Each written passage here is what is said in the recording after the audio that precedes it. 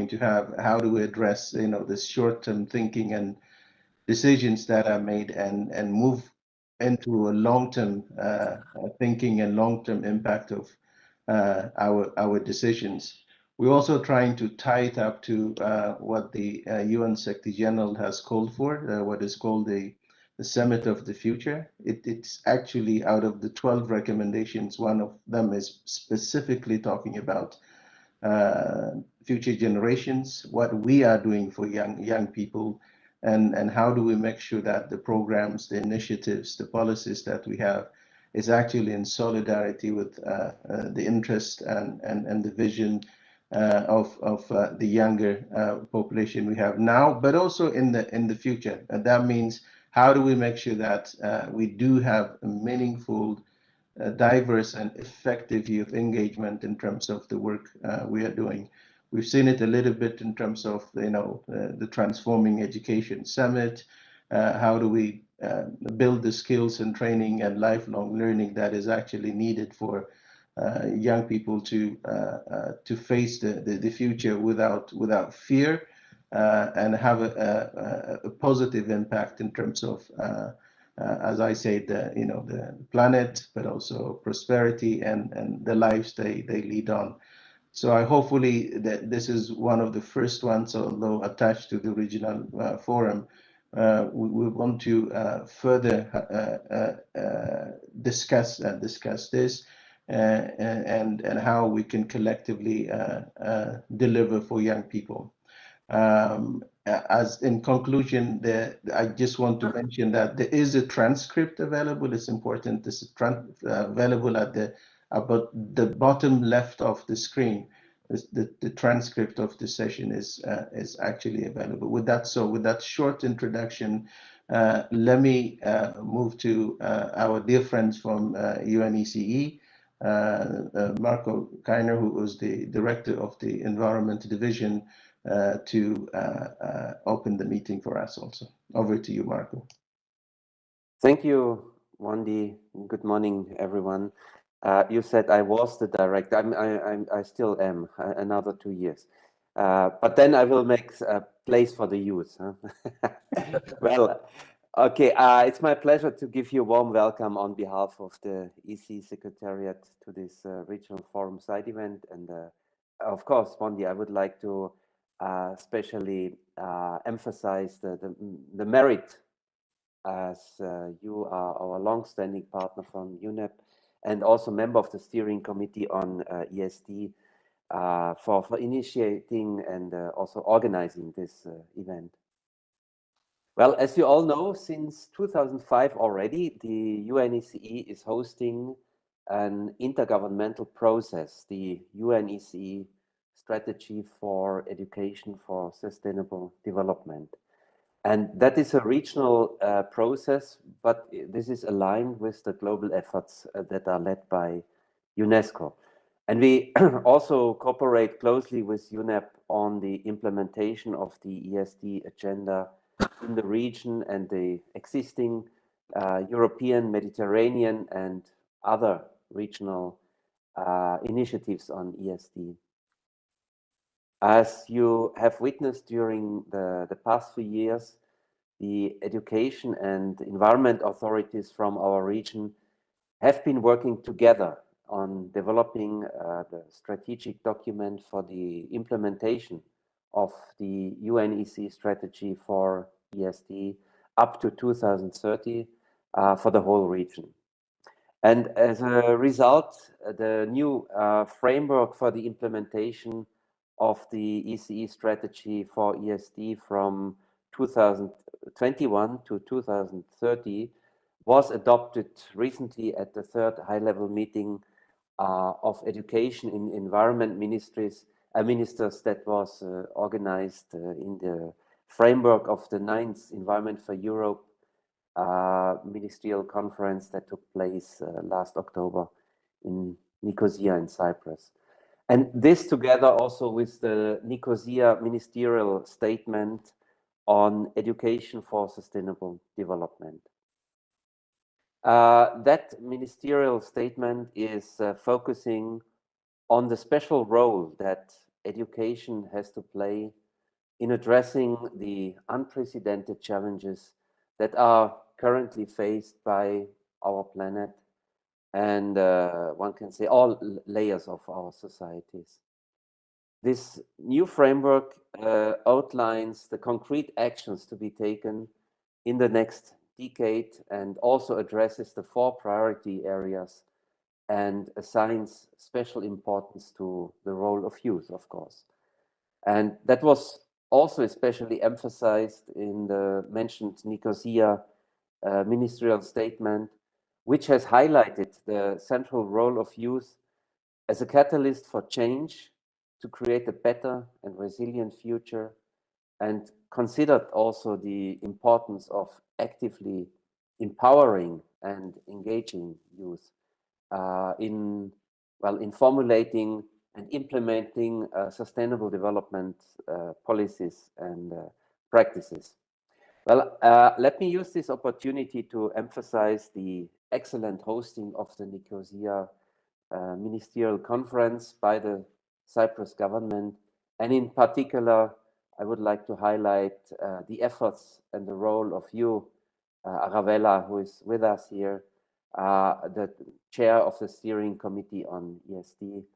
All your efforts to successfully organize the conference. A bit later, Aravella will speak in detail about the empowerment of youth and the ongoing and planned activities which are outlined in the new framework of the ECE ESD strategies implementation. Now we have indeed to make big efforts to seize the extraordinary opportunity for global and regional multi-stakeholder collaboration that is offered by the implementation of the 2030 Agenda and its Sustainable Development Goals, and also to work jointly on strengthening and accelerating its implementation through the empowerment of young people and their active participation in the Education for Sustainable Development Network. Now to start the ball rolling, I hand back to Wendy to begin moderating the 4 sessions focused on the engagement of youth in sustainable development policies, commitments to accelerate the 2030 Agenda, and multi-sectoral cooperation on advancing the interest of young people and good practices of youth engagement through education. With this, dear colleagues, participants, I wish you fruitful discussions and success in our common endeavors. Thank you for your attention. Thank you very much, Marco, for your time, but also for your wise words. We also see that the strategy can also be an important tool to advance what we're calling now the triple crisis of climate, biodiversity loss, and pollution. We can effectively use it in terms of tackling those the 3 crises that we have. Now let me move to another dear friend from UNESCO, Bernard, who also very, very active in leading the ESD agenda. Bernard, the floor is yours. Thank you, Wendy. Hello, everyone. I'm Bernard from UNESCO, and well, I know quite a few of you, and very happy to see you in this side event. Within UNESCO's Education for 2030 framework and roadmap, I'm in charge of 2 of its priority areas. One of them is accelerating solutions at local level, and the second one is mobilizing, engaging youth. So it's my pleasure to be able to say a few words at the start of this discussion on youth and their power and the role of education in moving us towards a more sustainable world. I think we need to take into account the demands of youth. They have been more and more pressing recently. We saw it in last September at the Transforming Education Summit. A youth declaration on transforming education came out with quite a few demands. and quite a few recommendations for countries to follow, notably in terms of making sure that climate change education is there and is of quality.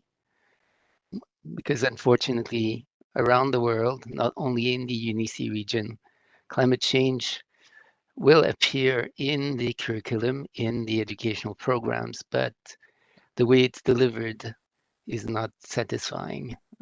We conducted a survey last summer, over 17,000 young people from all over the world, with regional consultation with them to ask them, what do you think of the climate education you're getting or you've gotten while in school? The majority of them responded that it leaves to desire. 70% said that they cannot explain climate change. They can only explain its broad principle, or that they don't know anything about it because they weren't really taught that much about it. There wasn't much in it. And one of the things they pointed to was that they felt that their teachers should be better supported and better trained to be able to teach climate change, but also other sustainability issues. So clearly, there's a problem there. Um, they also came up with a certain number of demands, uh, actually 8 in total. But the most important ones are that climate change education and basically any environmental or sustainability type of education should be contextualized to their geographic local area. It should be more hands-on, more action-oriented, more fun. By fun, they mean that there needs to be more interaction and more discussions all about that, which is quite interesting. I actually came across the result of a survey that was done before the COVID, EU Barometer survey, where young people were asked what they thought that their schools, what education and training should offer. And some of their responses were, here are a few elements of those responses.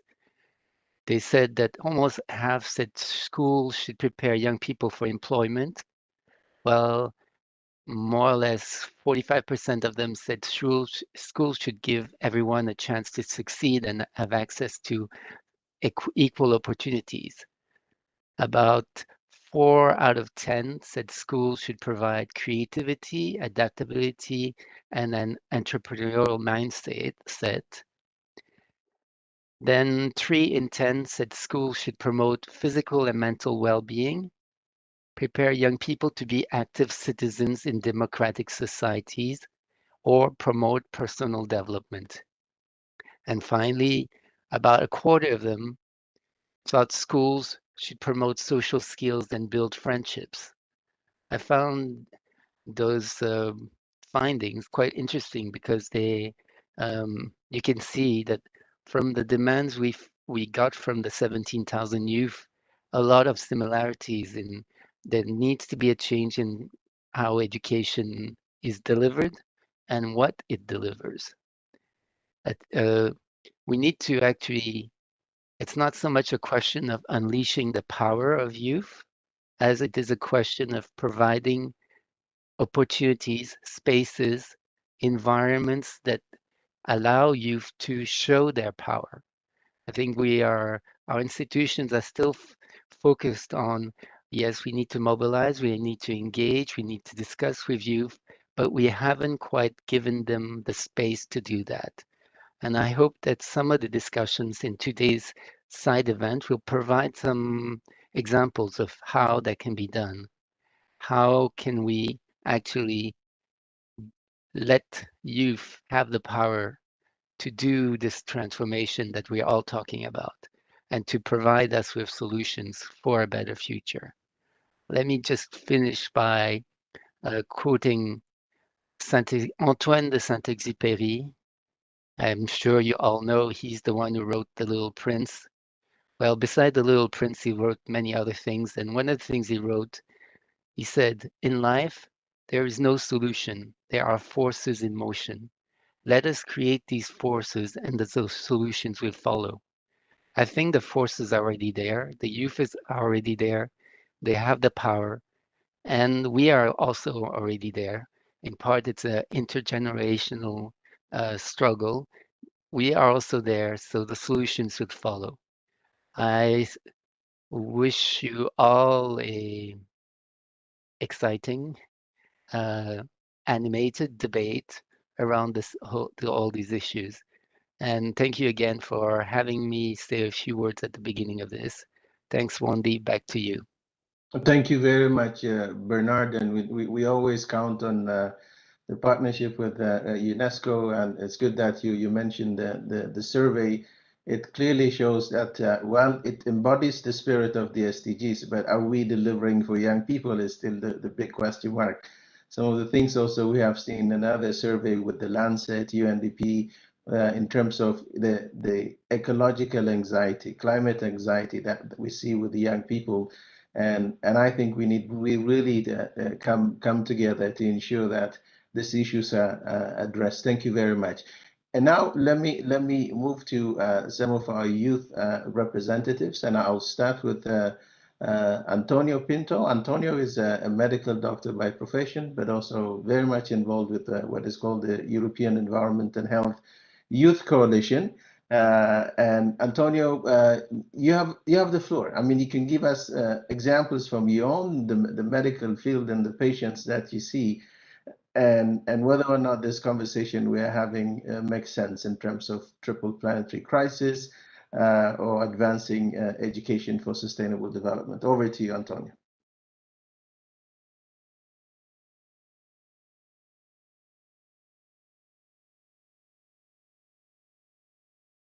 Antonio? Can you listen to me well?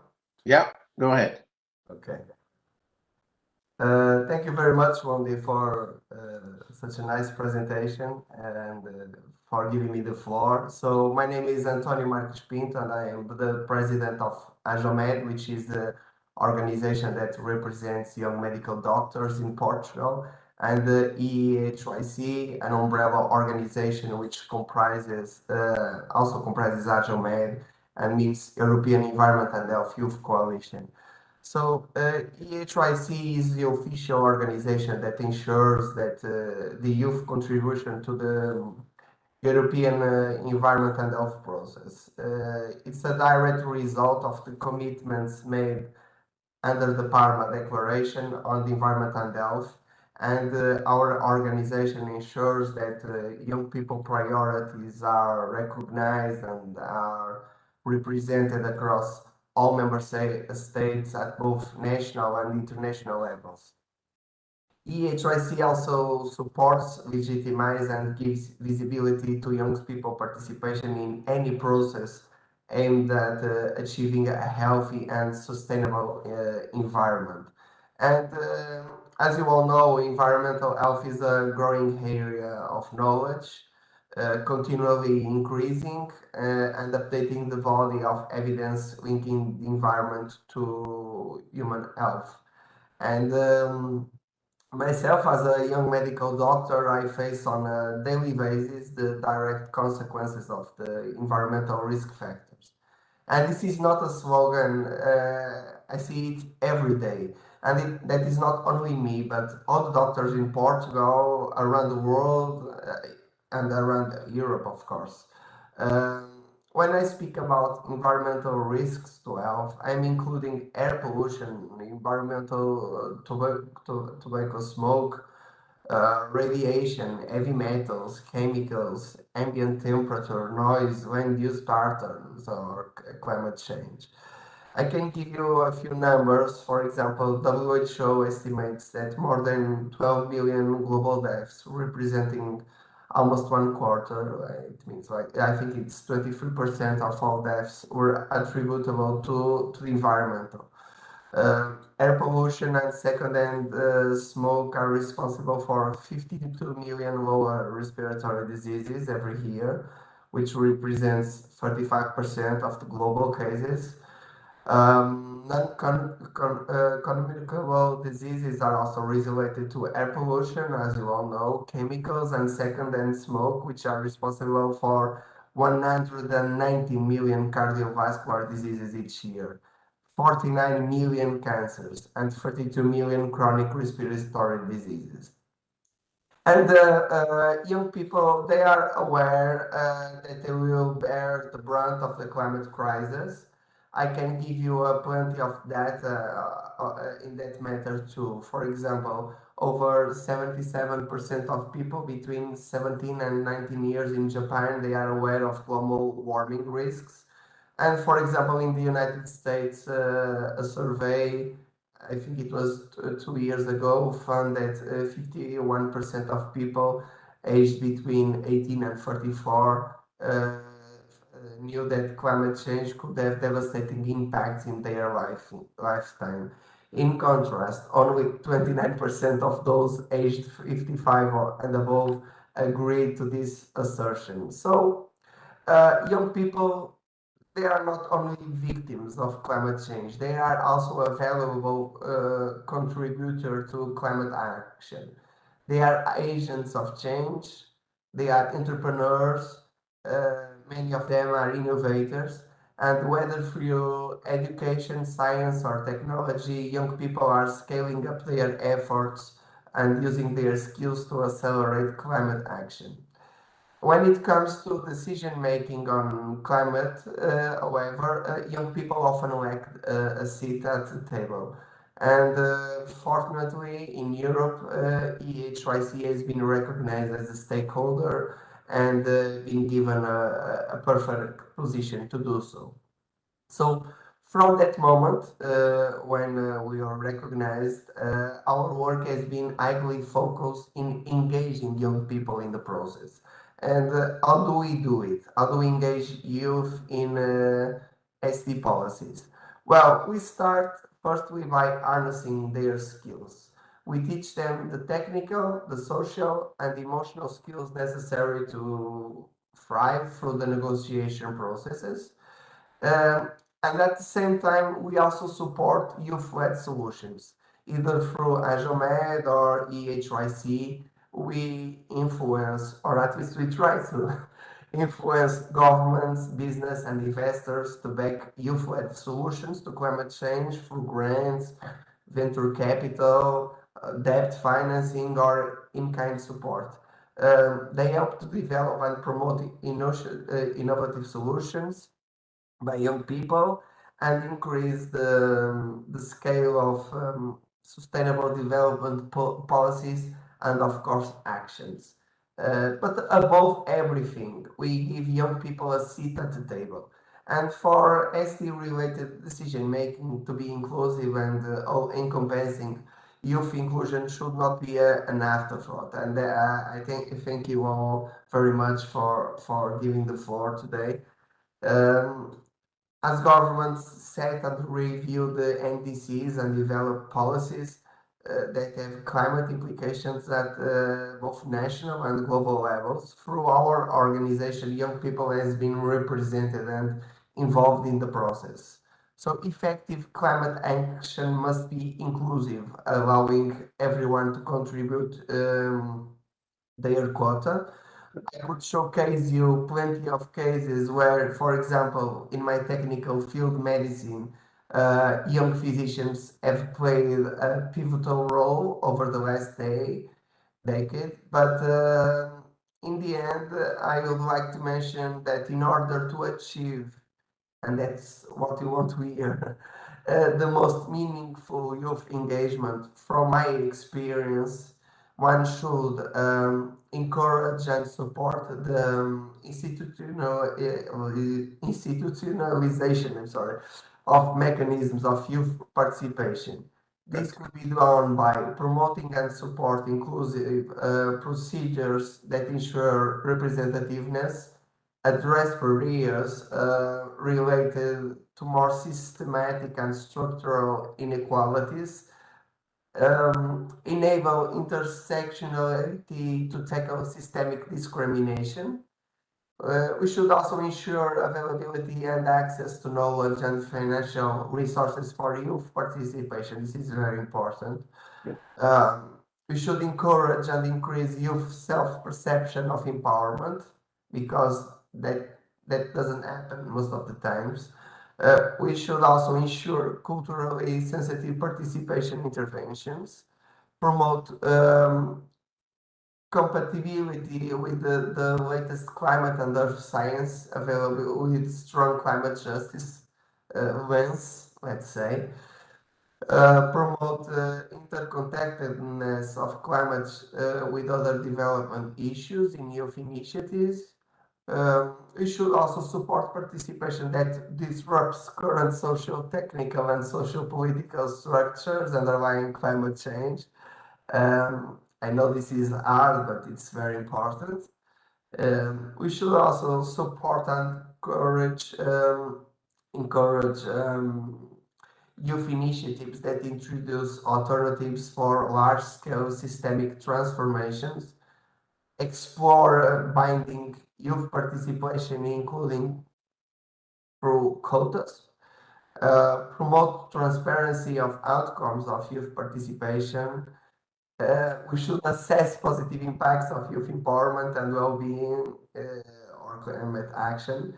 And well, last but not least, we should promote the operationalization of intergenerational equity, let's say. And I could say much more, but it is not only important to widen the perspective of where young people can participate, it's also important to support how they choose to participate. I hope I didn't bother you with all these topics, but No, that's very good. Opportunity, and I'm open to any questions that you might have. Thank you, Anthony. As a medical doctor, basically, also you really see the impact of climate change, pollution on the health of your patients. But at the same time, what is important is giving this kind of fact-based voices in the context of regional processes like the European Environment and Health Ministerial that we are going to have in July this year. This kind of voices based on facts. We are not just inventing things. These are facts that you see on a day-to-day basis, and disruption with facts. We can disrupt the thinking by using the facts that are available. Thank you very much. That was very, very useful. And now let me move to Jessica and David from the. These are the two UN delegates from Ireland. I've been watching them closely. They've been doing a fantastic job in the 2022-2023 cycle. And I just, could you tell our audiences really what are the work you're doing in terms of amplifying youth priorities, youth voices, particularly in the implementation of the 2030 agenda? Over to you.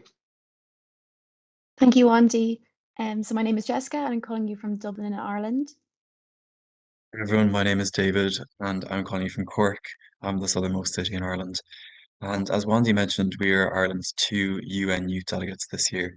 For those that mightn't be familiar with the UN Youth Delegate Programme, it is under the facilitation of UNDESA, but is organised differently at member state level. So it is down to each member state how they want to structure, fund, and the level of responsibility which they choose to give their youth delegates. But we're delighted to be given a lot of responsibility and a lot of opportunity to really amplify the priorities of young people. All of the youth delegates that are funded particularly to travel to New York have a great opportunity to learn from one another, to share their lived experience and their priorities. And it's been great exposure to multilateral spaces for both Jessica and I. And joining our national delegation at the UN, it's been a chance for us to bring the youth voice in a very authentic way into the United Nations space. And Jessica's going to speak a little bit about what the programme looks like on an Irish level. So in Ireland, the UN Youth Delegate Programme is coordinated by the National Youth Council of Ireland and the Department of Foreign Affairs and funded through Irish Aid. And our main responsibilities are promoting the Sustainable Development Goals nationally, but also representing Irish youth or youth in Ireland on the international stage. In doing so, we have delivered Ireland's National Statement on Social Development at the UN General Assembly Third Committee. We've attended the Transforming Education Summit. I recently attended the Commission on the Status of Women, and David attended the World Food Forum in Rome. We have organised high-level side events with experts from the UN and provided the youth voice in bilateral meetings. And really, the theme very much connects with us today because unleashing the power of youth is something that we strive to do on a day-to-day basis in our term as youth delegates. And we see involvement of youth as something that should be done holistically in every facet of society, including those areas which may be more contentious or complex, and as a result mightn't have youth automatically in those spaces. We work with a number of stakeholder groups, with youth being the first and foremost. And what we really try to do when we're working with young people is encourage them to care about sustainable development and the sustainable development goals, to see the impact that we all can have in this globalized and very international world, and to see the value of multilateral partnership, particularly when we bring our efforts together in the pursuit of the same agenda. We also see a lot of strength in speaking to educators and asking them to integrate education for sustainable development and global citizenship education into their classrooms.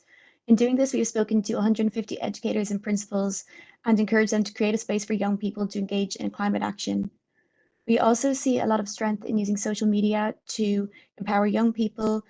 It's really important to use quick snippets of information to get more people engaged in a short amount of time, to use youth-friendly language to ensure that they can understand and join the conversation, to use targeted ads on platforms so that all young people can see our messages, not just those who seek them out.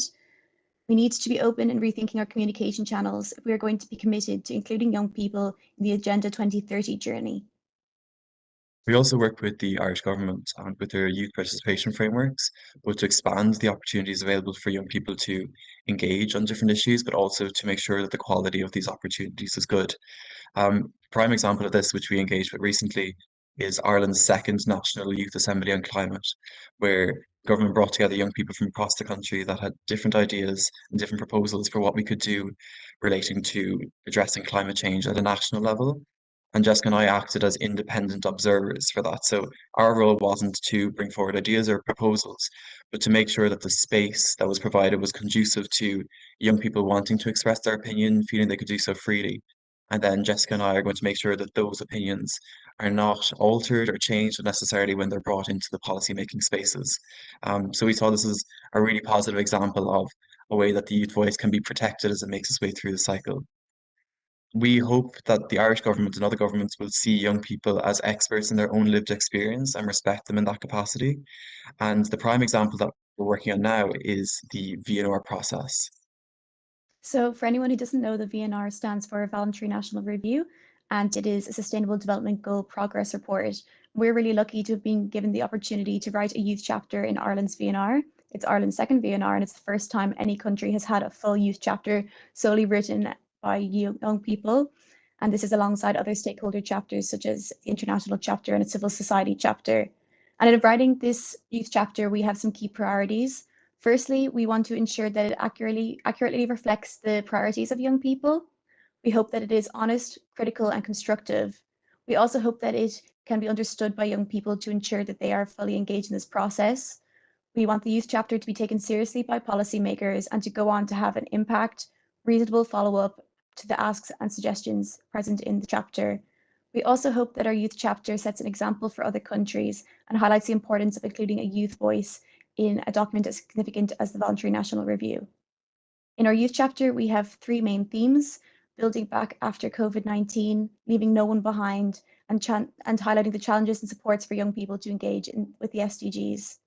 Before starting to write this youth chapter, we attended the National Stakeholder Forum, which was created to inform the government's piece of the VNR. And this brought together people from all different parts of society and people who are traditionally left behind. So this inspired us to host a consultation with the same principles, which David's going to speak more about. So we have a video to show you of the consultation, but before we go into that, just to give a brief overview, prior to hosting this consultation, we decided to have a youth advisory group. And this youth advisory group was made up of 8 young people from different national youth organizations. And prior to the consultation, we had a call with them and we talked to them about the methodologies, and we wanted to see whether they thought that they would suit the room, whether they would understand them, whether they would be able to connect with them. And then we were able to alter our plans for the day accordingly. So that was very much part of the process of having this being a youth-led process, not only through Jessica and I, but through other young people. And what was great is those young people had the chance to facilitate on the day with us at the table level because they were part of the planning. And they really took ownership of the process. On the day, we had a good balance of genders with 97%, not 97, 49% female, 47% male, and 4% identifying as non-binary. And we also made a very conscious effort to have representation from minority groups in the room, including young people from migrant and asylum seeker communities and young people with disabilities. So we have a video that we're hoping to show you. Here we go now. So hopefully you'll enjoy this 2-minute video and it'll bring the process to life.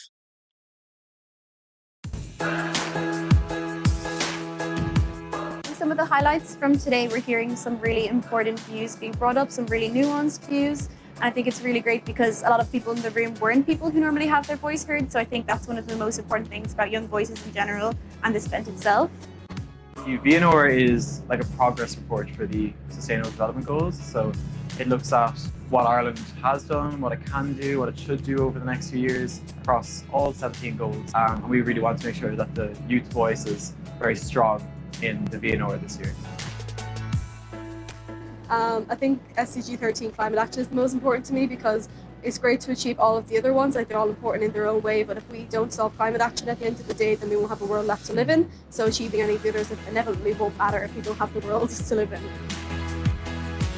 Ireland, not so long ago, was a country where young people were seen and not heard, and in the space of a short few years, we've really progressed to having young people play a very active role in all sorts of domestic and foreign policy issues. I see this as a real positive that young people are not only given the chapter to write, but are given platforms where we can actually voice our opinions and hopefully will go on to lead to real change. The Voluntary National Review is something that Ireland is to be proud of, and our young people is something to be commemorated, a moment of pride for Ireland. No matter where we look, no matter what community we look at, young people have a presence, they make it known, and they do it in such a manner that is commendable.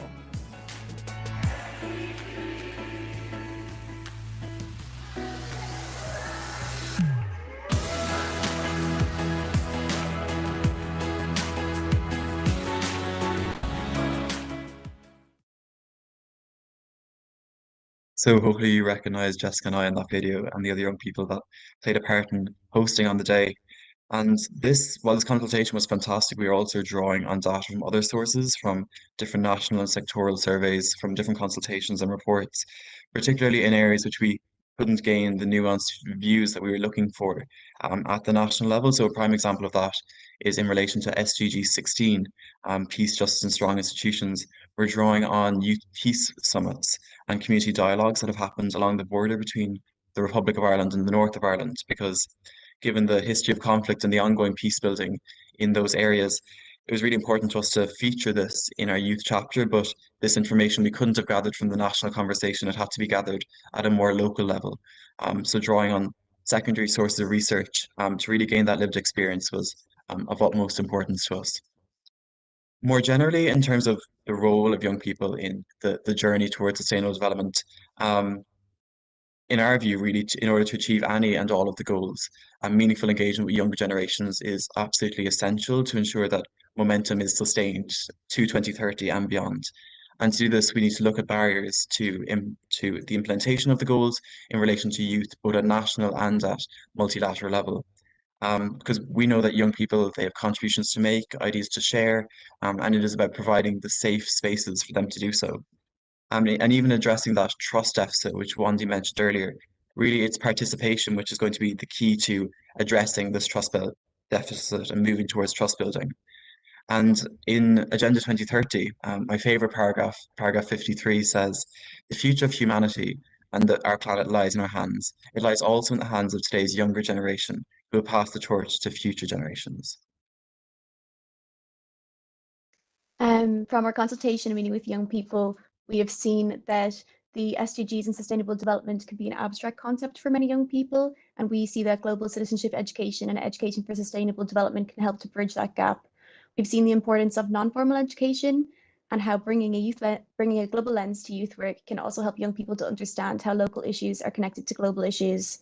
In terms of formal education, there's lots that can be done to help young people to learn about sustainability. In Ireland, we have a new introduction of a subject at secondary school level called Climate Action and Sustainable Development. I think the key part of sustainable development is that it must be sustained. We need to ensure that future generations have the knowledge, skills, and passion to continue to strive for meaningful change. As youth engagement is not an SDG in itself, it needs to be mainstreamed throughout all the SDGs. Building on this, we have some key takeaway messages. So to start, the takeaway message is really investment in young people, be that in education, in youth work, or structures of participation, is investment in the future. And we to see that as absolutely essential in the sustainable development process. And the needs and visions of young people and younger generations may be different to that of older generations, and they really need to be incorporated in so that the future works for all of us. We see that there's a lot of strength in the new UN Youth Office and in ensuring that there will be greater participation of young people at the UN. We also hope that by 2030, all countries engaging in the VNR process have a youth chapter and one which allows young people to accurately reflect their priorities. Beyond the national, we need to continue to bring young people into multilateral spaces. We need to have them as panelists for side events, as briefers to the Security Council, as advisors on issues they have expertise on. Youth participation should not be limited to topics related to youth, but on all issues that require multilateral partnership. With that, we'll close our section. Thank you so much to Wandy for reaching out to us and for all of the partners coming together to make this event possible. And we're really looking forward to the rest this morning. We'll put our handles and our email into the chat if anyone would like to further connect with us. But we'll hand back the floor now. Thank you. No, thank you, Jessica. Thank you, David. This is really enlightening.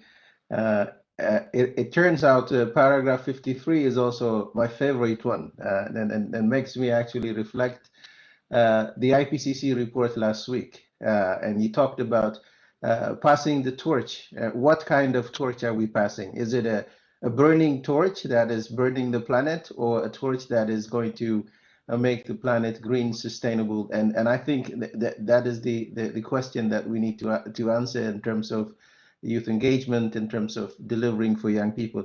What I saw in your consultation, it looks like the People's Parliament. How I wish our parliaments were run like that, where ideas flourish and you debate and then decisions are made on that. But also, hopefully, I just put in the chat also the regional SDG report for 2023. It is not a super exciting one in terms of what you see and the data where we are in terms of implementing the 2030 agenda.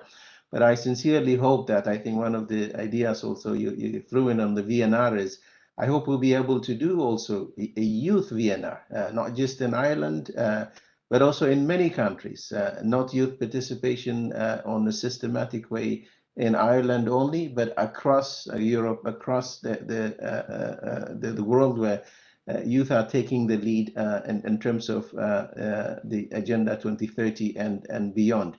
And hopefully by the time we come to 2029 or 2030, we do have maybe a global reflection of what young people actually think in terms of what is the progress we have made in terms of implementing the 2030 agenda. But also a good opportunity even to use the UNECE strategy on education for sustainable development. How can we also ignite this kind of conversation in the region in terms of engaging young people on the 2030 agenda, and to really articulate the voices so that we are making the right decisions. We are really delivering for the future. Thank you so much for that. With that, I also move to Simon. I hope our good friend Simon. Oh, fantastic. Good to see you, Simon. Simon is the coordinator of the UNECE ESD youth platform.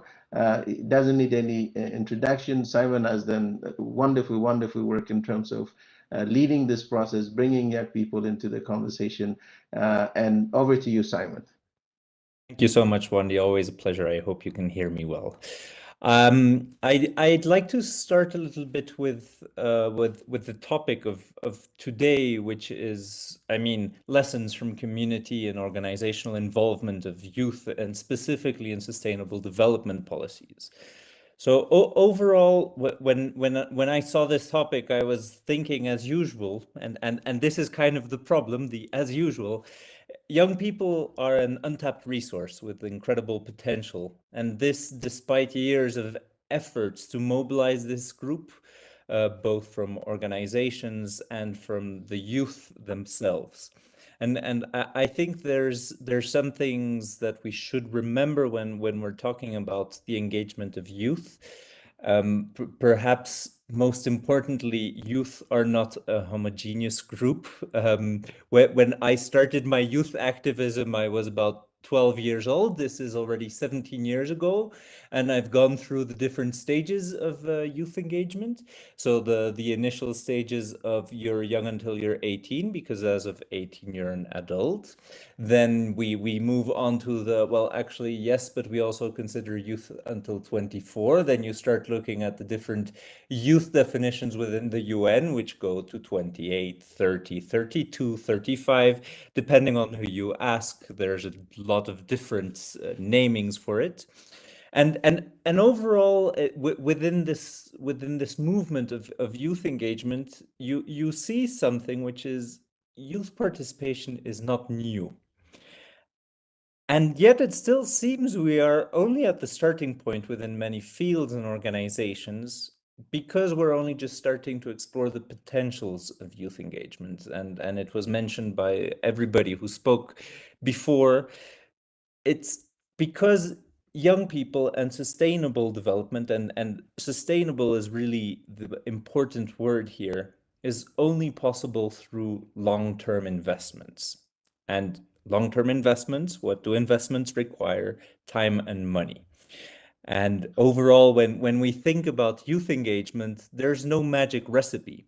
But as with any recipe, with the right ingredients, much as possible, and you can give the right ingredients to organizations, to people, and you can create something which might not be exactly the same as another organization doing it, but which can be quite useful. And in this sense, young people and youth engagement are an investment like many others, and it should be seen a little bit like an infrastructure investment by governments. If done right, they can provide incredible opportunity, but if done wrong, they can also be seen as a hazard for governments, for organizations, for young people. And these, specifically in youth engagement, which is often an abstract topic, can involve tokenism and manipulation, which can hamper efforts that could be taken. Bernard talked about demands put forth by youth. And the irony of this is that the demands haven't changed in over 20 years. And I'm slowly not being a young person anymore, and which is kind of the issue with youth engagement, of course, is that the demands haven't changed. The demands have always been think about our future, act today. Yet we've been saying act today for a long time, and we are currently seeing the problems of not acting today. The effects of climate change worldwide. I'm currently based in Latin America, where we're faced with torrential rains, where natural disasters occur more frequently than in the global north. And we see that the groups of people that are affected by these problems are generally the same. So it's young people, it's women and girls, it's refugees, it's migrants, it's people who have been disproportionately affected years and years by inaction. And in order to change this, there's something very important within, and specifically today we're talking about youth engagement, but it goes beyond that, and it's the recognition of the agency of a group. The right to self-organize and to engage in decision-making processes, moving away from the idea that young people are unable and or unwilling to be engaged in decision-making processes because these are complex, because these are long, but rather that systems and organizations are still unwilling to change their way of working to work with young people in a complementary manner. And specifically, I think the lesson from community and organizational involvement, and this is the purpose of today's of today's sessions is to look at best practices. The ESD Youth Platform was set up a couple of years ago to provide inputs to the UNEC ESD Steering Committee, which the chair will talk about in a little bit. But specifically, the task that was given to the at the time an ad hoc advisory group was really to look at the future strategies, the ones that we are implementing now, and to say, okay, we had a strategy, we are creating a new one. What do young people want? How do you see this? And in that sense, this was a very good practice. We looked at the text that existed. We thought, where can young people be involved? Where are young people not involved, and where should they be? And we mapped out the different youth engagement possibilities within this system. And I think this mapping out of youth engagement is very important, because a lot of organizations, a lot of governments don't realize it, but young people, and here I specifically say young people as a large group, are present everywhere. They're in schools, they're in universities, they are working, they're young professionals, and yet we have them and we don't listen to them. And so I think one of the best community practices is to know what's happening. And in this sense, mapping out the different initiatives that are happening, the different requirements that young people have to be involved in processes, and the different limitations that they have, is a very key step. Because if we don't understand why young people aren't involved, then we can't really involve them. If we don't ask them what they want, then how can we act for them? And it's this constant dialogue, and here is also another key aspect of youth engagement. Youth engagement is not about us versus them. It's about us together as an organization. And we can look at this, and not only as an organization, I mean as humanity, as a human group living together on the same sphere. And we can look at this through a very specific lens, which is we should live in partnership, because non-young people depend on us as future workforce, as the people who will take care of you, of ourselves when you're older, and young people also who need these tools to be able to make decisions and to be involved in processes. And it's this partnership that really should be nurtured. And when we talk about youth engagement at any level, whether it be the local, national, multilateral level, we will find that this process is complex. Oftentimes, and this is very human as well, we acquire experience, we acquire knowledge, and we fail to actively give this up for the next person to come along and say, I can use this and I will implement this. And I think young people specifically have this opportunity to really be involved in a lot of processes, because they are the group facing the largest and fastest amount of changes of all of the age groups in the world. If we look at the amount of changes that a young person goes through, simply from an institutional perspective, from kindergarten all the way to university, there are few adults who move in a sphere of 15 to 18 years through as many institutions, through as many organizations as young people do. And yet they adapt very easily. And that's something that needs to be taken into consideration when we talk about youth engagement. If you put a young person at the table, and this is not as a token, but if you invite them at the table, you will see that they put in a lot more effort into the work that they're doing than if you invite somebody who has been doing the work for 20 years. Because the discussions and what the person who has been doing it for 20 years will say will not change that much. But if you involve a young person, they will research, they will look at what's working and what's not working. And going back to what I was saying initially, as youth engagements compared to infrastructure, it's, if done correctly, it can really move an organization, a country, in the right direction. if done wrong, it can be a hazard for everyone as well. It can be a hazard for young people. It can be a hazard for decision makers. And that's often also the reason why there is a certain, what's the word I'm looking for?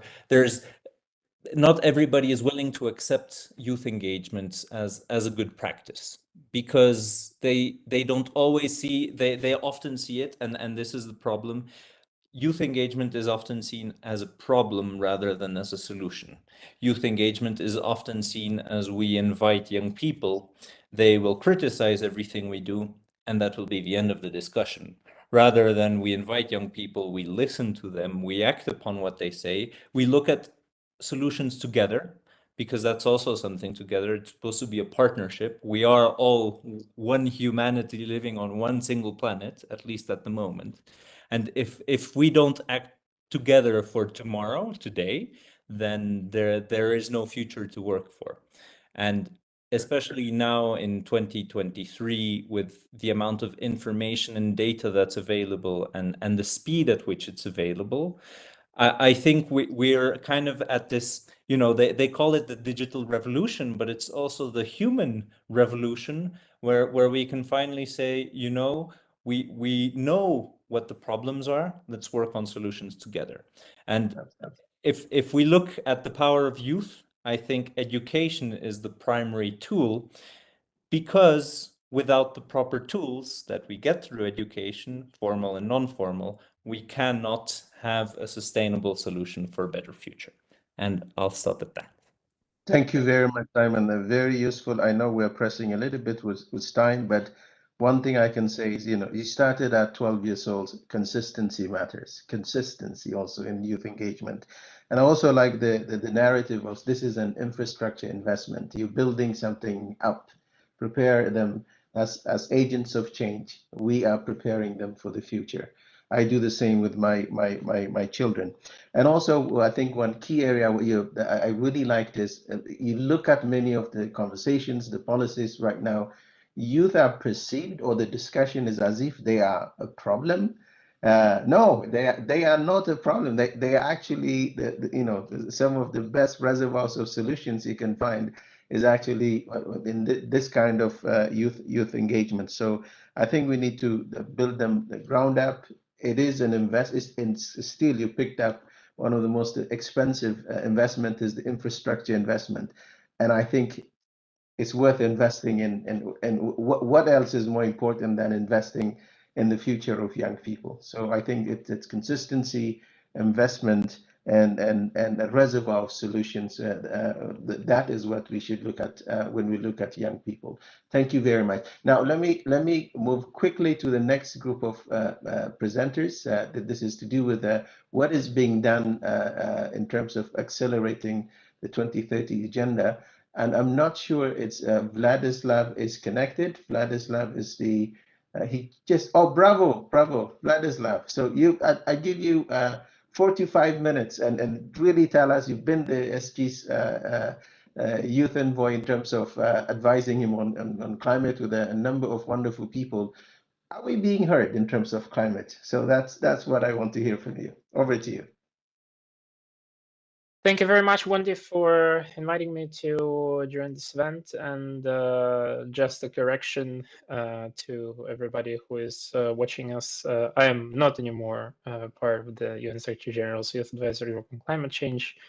My colleagues and I have been glad to pass the mantle to the next cohort, which in and of itself speaks of the fact that we have managed to make an important high-level wise instrument of feedback from youth work and institutionalize it.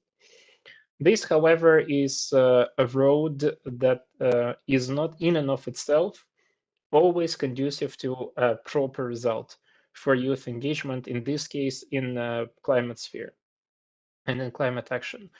In fact, I can tell from my experience that by and large, making sure that youth voices are even heard is a continuous struggle and a continuous work. There is no end result after which we can say, yeah, now we can all relax. We have a structure that allows youth to be heard, And so that's it. Absolutely not. In fact, we can see that we have had a cycle that started in 2018 with the Fridays for Future movement that heightened the interest in mass engagement in youth climate action, but it took a lot of time and effort to see it slowly trickling in the rooms where the actual decisions are made.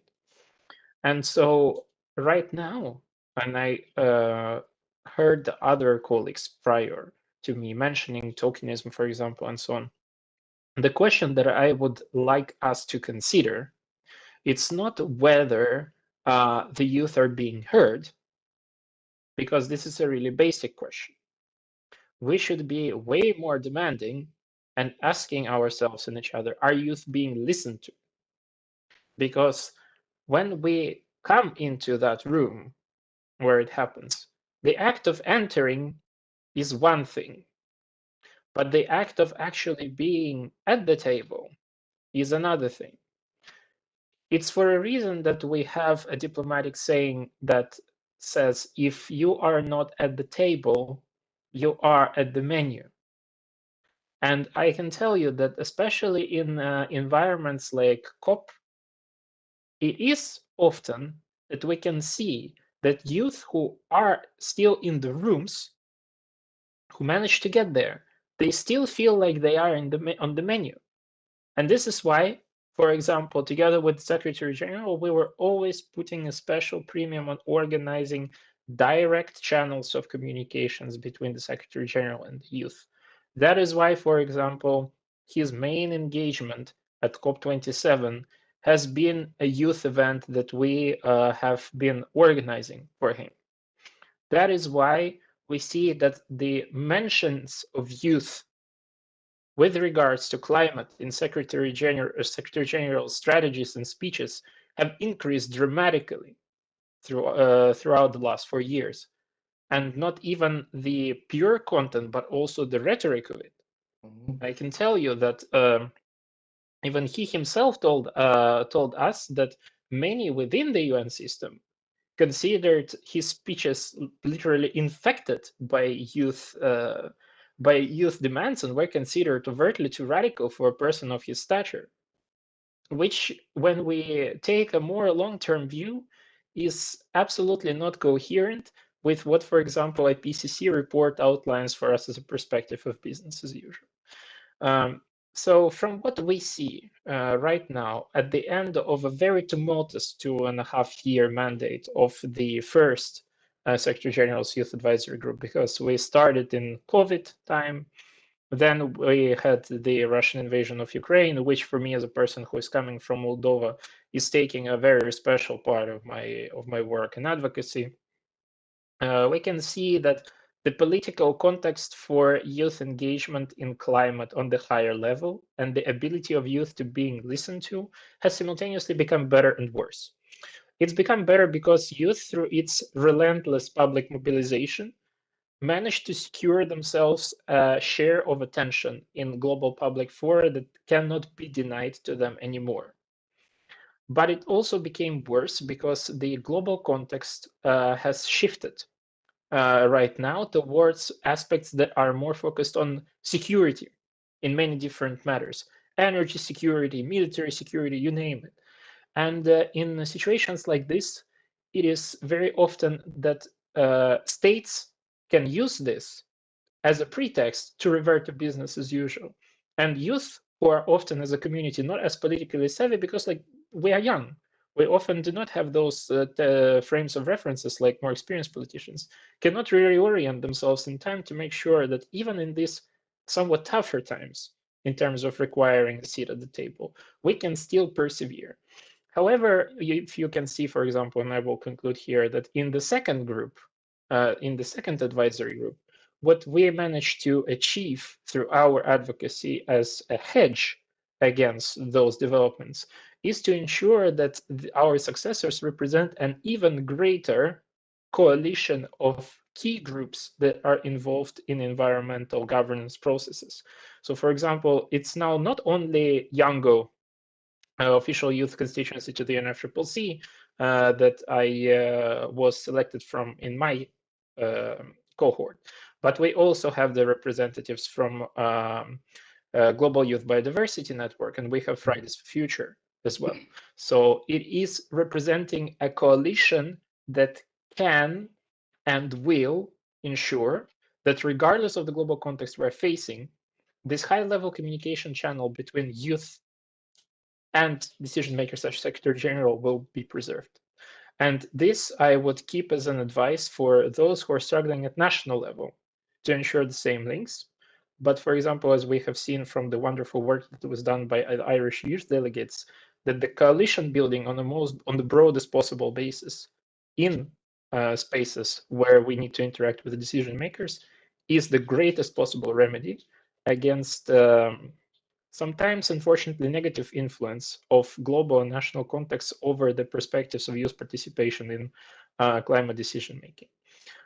With that, I would like to thank the organizers again for the opportunity to chime in, and would like to pass back to Wendy.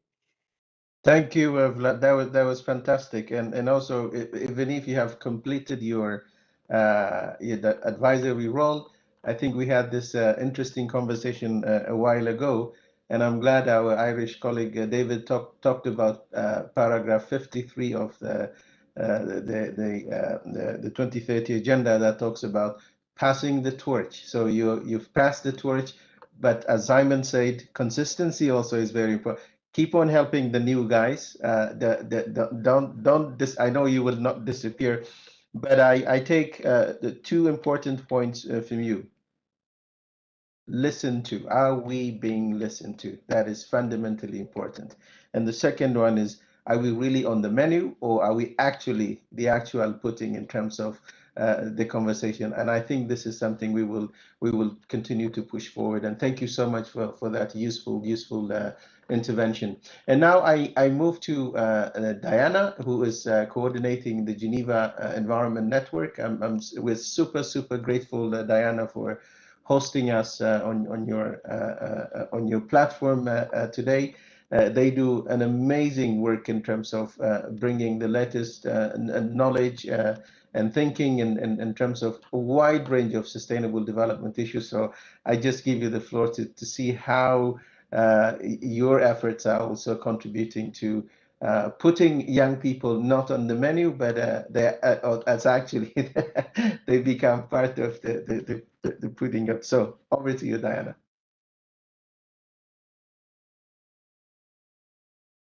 So thank you very much, Wendy and colleagues, for having the Geneva Environment Network in the discussion today.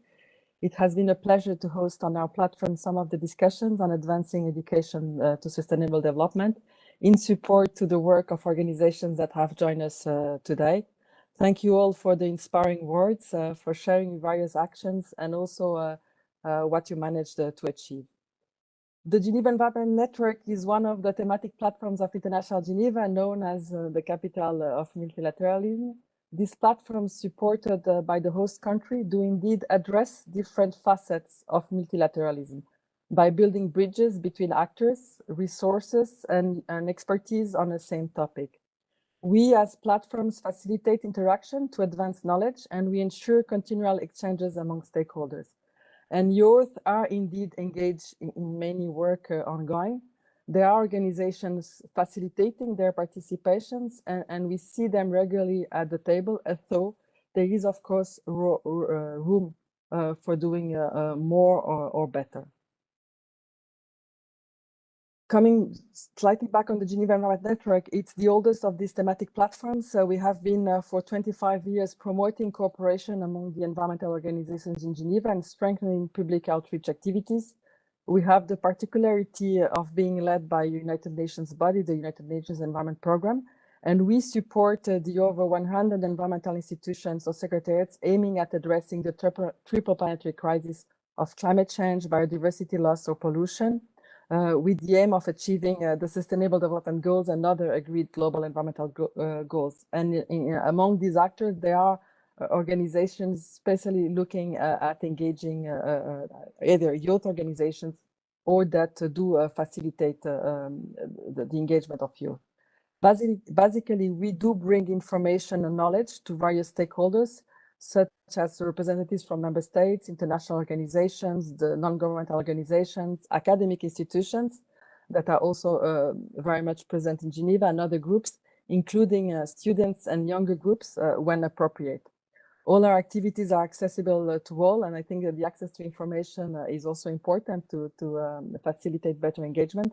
And a lot of youth, mainly students, do attend many of the activities we organize. In preparation of major environmental negotiations, we do indeed organize numerous multi-stakeholder sessions, and we do include youth in some of the activities. And as mentioned, we have students generally involved in environmental governance joining us for all these events. We always involve, so the events are multi-stakeholders, so various stakeholders, and we produce outreach materials that are easily accessible. This is important, as I mentioned, if you want to be inclusive and facilitate access to all in these processes. Youth engagement is important, particularly when we are looking at the future of our planet. If you look back at the Stockholm conference more than 50 years ago, the Rio conference more than 30 years ago, and other more recent negotiations, younger children's voices have been brought outside or inside the room. However, for some other discussions, as we have heard from a youth delegate attending the IPCC, so the Intergovernmental Panel on Climate Change final negotiation that took place in Interlaken earlier this month, engagement with young people only started for that particular process at this last session, so in March this year. But we heard from other panelists this morning that in other climate fora, youth have been more present and engaged. And indeed, there are various, for example, governmental delegations that do include youth in their delegations. There are various youth organizations that are particularly active with the strike movements and engage in climate, biodiversity, or preventing pollution negotiations. Some that have been invited to join us today.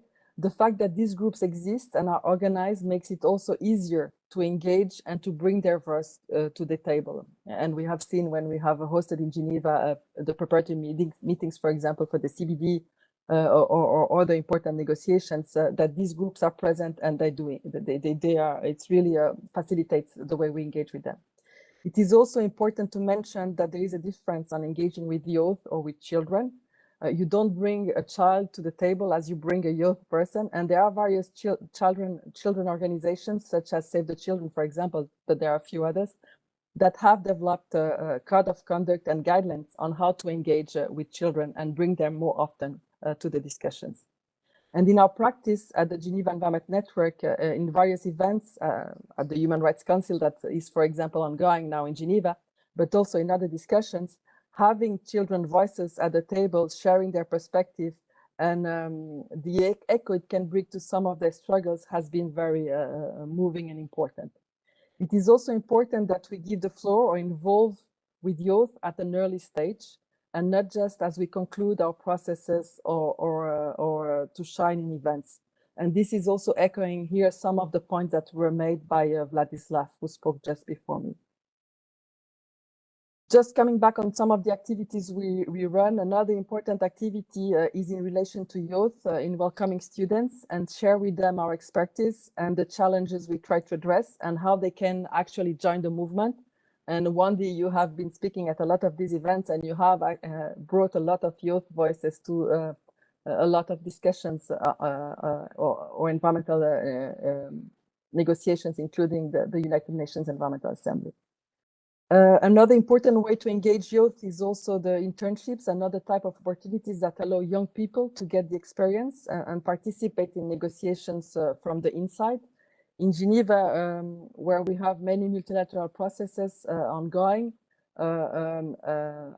we have the interns really get opportunities to support many of these processes, and that is also a way for them to get more involved. And it's always important to hear what they can bring and how we can also be moving our processes from the inside so that we can be more inclusive.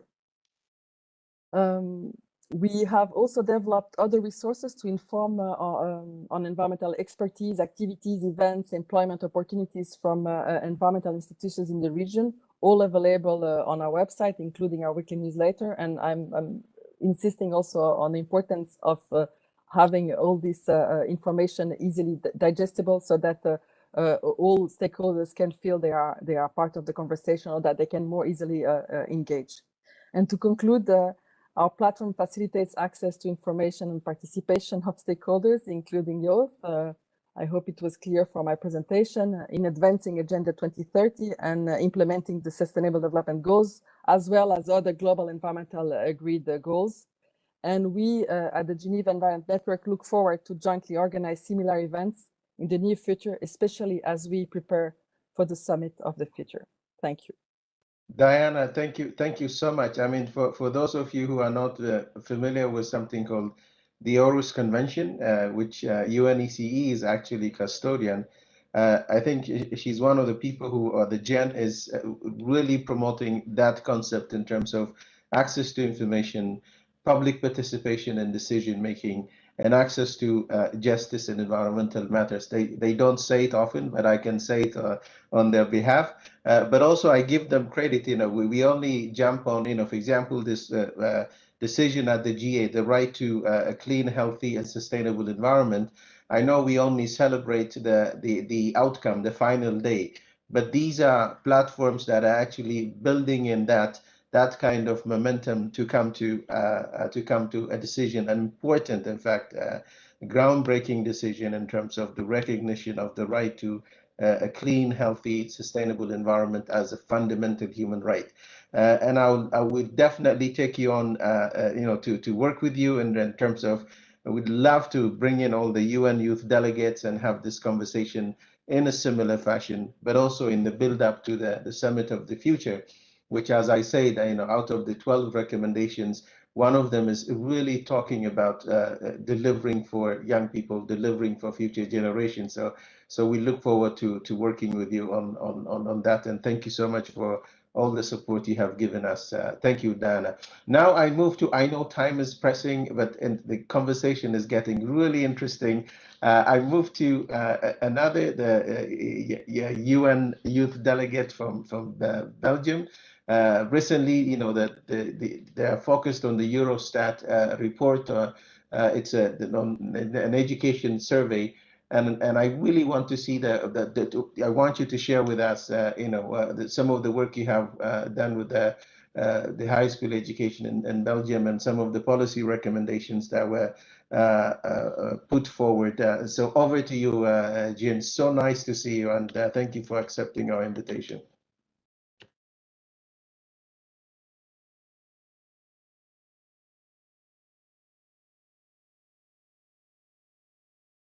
I think he's muted. He's muted?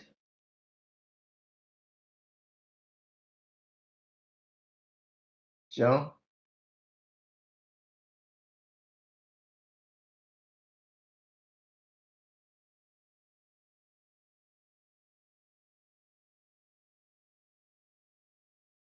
Oh, we can't hear you.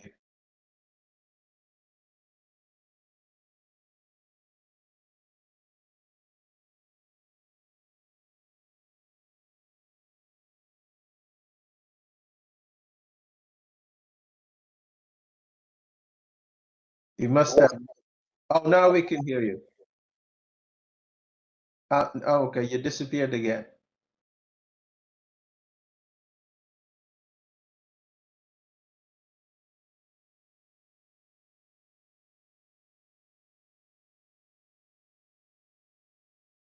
No.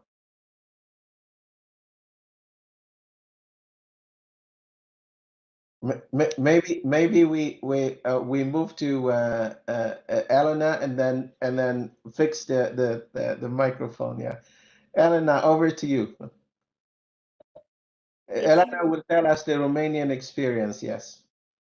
Thank you so much, Wendy, for this opportunity. Thank you, everyone, for having me here. I'm very excited, and I know some of you already. So that shows again that it's a small bubble that we need to expand all over again. And I'm sure there is hope, and there is there are things to do for everyone to get involved in youth participation, and not only that, to developing educational curriculums, for example, or being a part of some events that actually kind of change our future in a way or another. So it is my pleasure to be here, distinguished guests and participants of the event. I am Elena Miron. I am a passionate advocate for education and youth empowerment, and I'm the Vice President for the Youth Council of Romania, the only official structure of youth in Romania. I was a COP youth delegate as well, and with my colleague Jen, I am a part of the ESD and European Sustainable Development Network as well. And we represent the voice of youth at national and international level. What we truly want is to create change locally in our own communities and globally through cooperation with young people. Let me tell you something. Because of this conversation, I truly have hope that we can involve young people more. And over the past decade, I had the opportunity to be the ambassador for sustainable development here in Romania, a sustainability officer, a teaching assistant at the university level, focusing on sustainability, ESG, and trend watching, and the voice for young people from my community, especially from the most vulnerable ones, I myself coming from a community as such. And I'm honored to be a part of this important conversation, and I look forward to sharing my experience. So in the following 2 minutes, I would like to touch upon two subjects from two perspectives that I had the opportunity to be engaged in. One in the UK while studying, and in Romania after I came back from my studies. You can go to the next slide, please.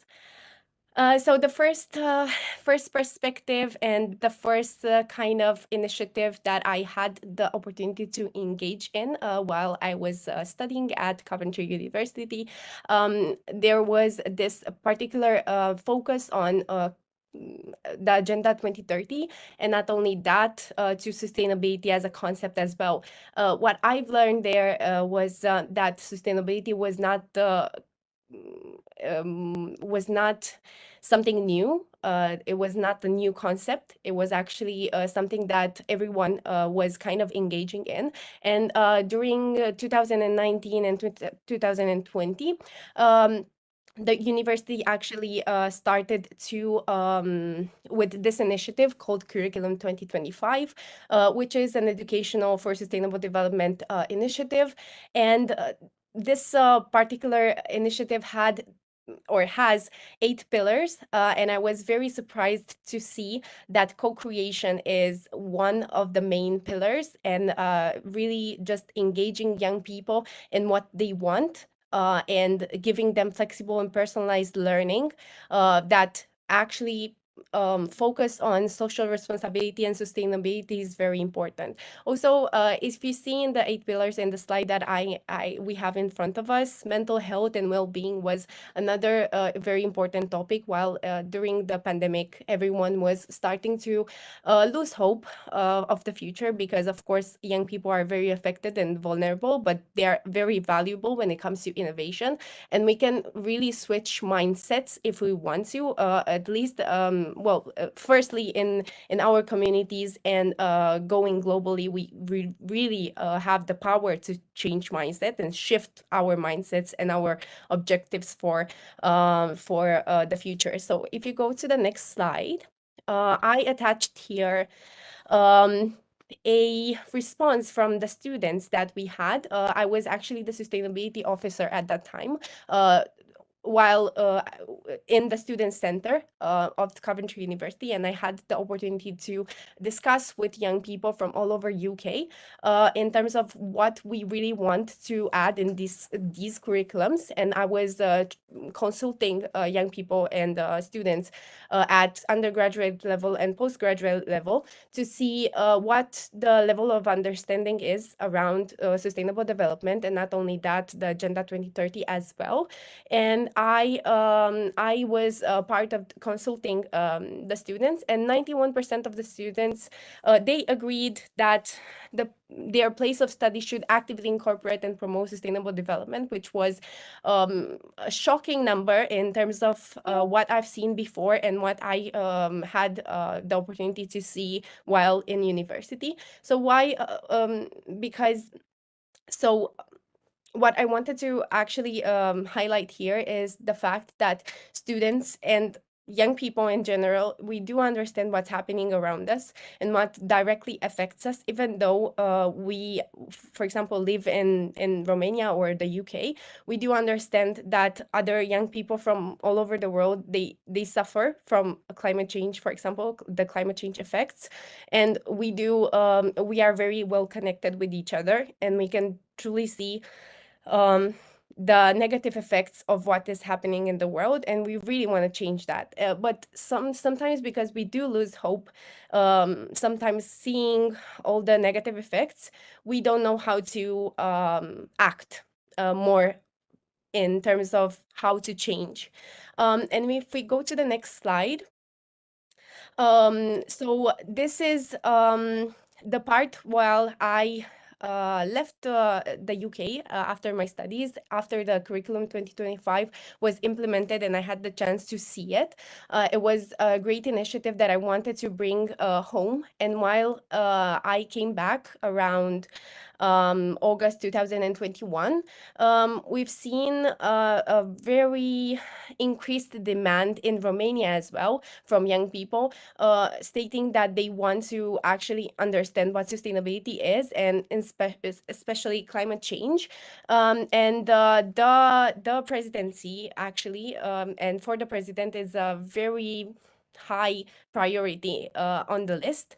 And last year, the National Strategy for Environmental and Climate Education was launched for public consultation. And not only that, it was just a list of actions to take, but it was kind of a process of consulting young people as well, high school students and students from all over the country, to understand what we can do in terms of how we can approach climate change and sustainable development in a way that is clear, and we can educate young people from a very early stage to a better understanding of the action. So because education goes like that, we do need to understand a few concepts before we take action.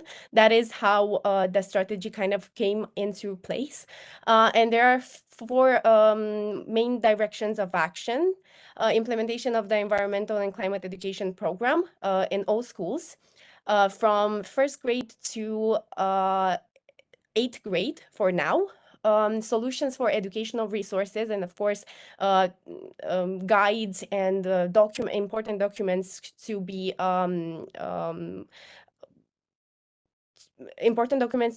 used by professors, teachers.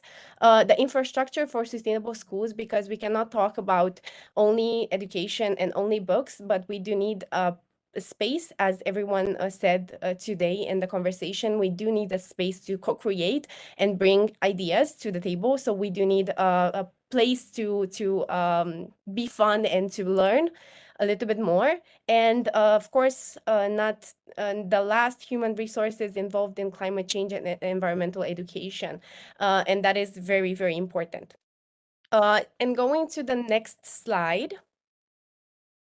Something that kind of stayed with me since the president actually stated this priority, and it's being kind of in the process right now. We at Romania level, we actually acquired a few things from last year, and we approved the strategy to go further and to be implemented in the next years. But the first steps that were taken this year were the Green Week and we do have a few local, regional, and national events for young people to understand and engage more with one another and bring ideas to the table. And one quote that actually stayed with me is, education is one of the pillars improving the response to climate change, as education leads to change in human behavior and the sense of a greater responsibility to protect nature and the future of society as a whole. So what was kind of confusing at some point in Romania was what is sustainability and what is the climate change or the environmental side. But we do need to understand that sustainability has three main components, and one cannot go without the other. And that's how we kind of that's how we see the strategy, and that's how we want to start by trying to tackle before the environmental side and going to the social and the economic further on in the education. This has a lot of sense, and Romania is actually doing pretty good in the recent years by implementing this strategy and actually following up with it. One risk or challenge that I might have to mention today with you is the fact that, of course, teachers have the opportunity nowadays to understand a little bit more of the future, and not only look at the curriculum in terms of how it used to be or how it was done, but to understand that there are a lot more ways to kind of implement and innovate what we have and go further with it. So I'm gonna close now and let Jan go further. But thank you so much for listening to me, and I feel like there is hope after this conversation, and I'm sure that a lot of us from all over the world are trying to locally change, and then after this showcase what we are doing. Thank you so much for this opportunity. Excellent, very useful. I hope, Jean, you managed to connect. Oh no.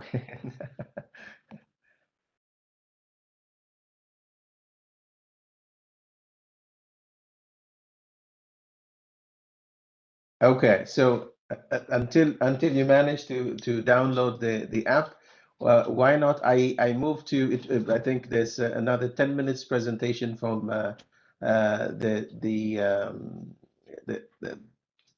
some of the promising collaborative initiatives that we have. So I will move to Dr. Emily Morris from the Brookings Institute to talk about. I hope, Emily, I really apologize. I know it is too early in Washington now, but you've been connected for the last hour and a half, really to talk about the purpose of education, whether or not education is the solution or that silver bullet that we are talking about. So it's Emily connected. Yeah, there she is. There she is. Emily, it's all yours. Over to you. Thank you so much for the invitation, and good morning from Washington, D.C. And I will be speaking to the question of what do we mean by the power of education and the power of youth. Unleashing the power of youth through education is a very catchy title, and it inspires a number of hashtags for me, such as Youth Voices Matter, hashtag Power of Youth. And as an educator, a youth-centered researcher, and in my younger years as a youth activist, I've spent my career thinking about how to build platforms in schools and communities where youth can take center stage. Not to give them voice, but to give them platforms where they can be listened to Vladislav's point earlier. Although I am past any definition of youth, my learning in this space continues now as a parent, a mentor, a teacher, and a researcher. The Transforming Education Summit in 2022 sparked many conversations and commitments to youth, from harnessing youth agency for catalyzing systems change to supporting global youth agendas. But how do we actually unleash the power of youth? What does that really mean? And how do we have a nuanced and careful conversation on the role and the purpose of education in this quest to build sustainable solutions?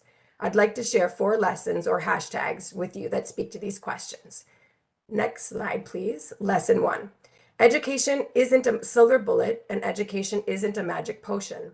Whatever the crisis we're experiencing, global warming, unemployment, pandemics, war, racism, gender oppression, ableism, misinformation, political tensions, and so many more, the solution we often offer for mitigating these crises is more and better education. This means in Sustainable Development Goal language, inclusive and equitable quality education and promoting lifelong learning's opportunities. Sustainable Development Goal number 4. The underlying theory of change in this goal is that if we can build greater knowledge, skills, and attitudes and behaviors in our youth, then we can create thriving societies and prevent and curb all perils and threats.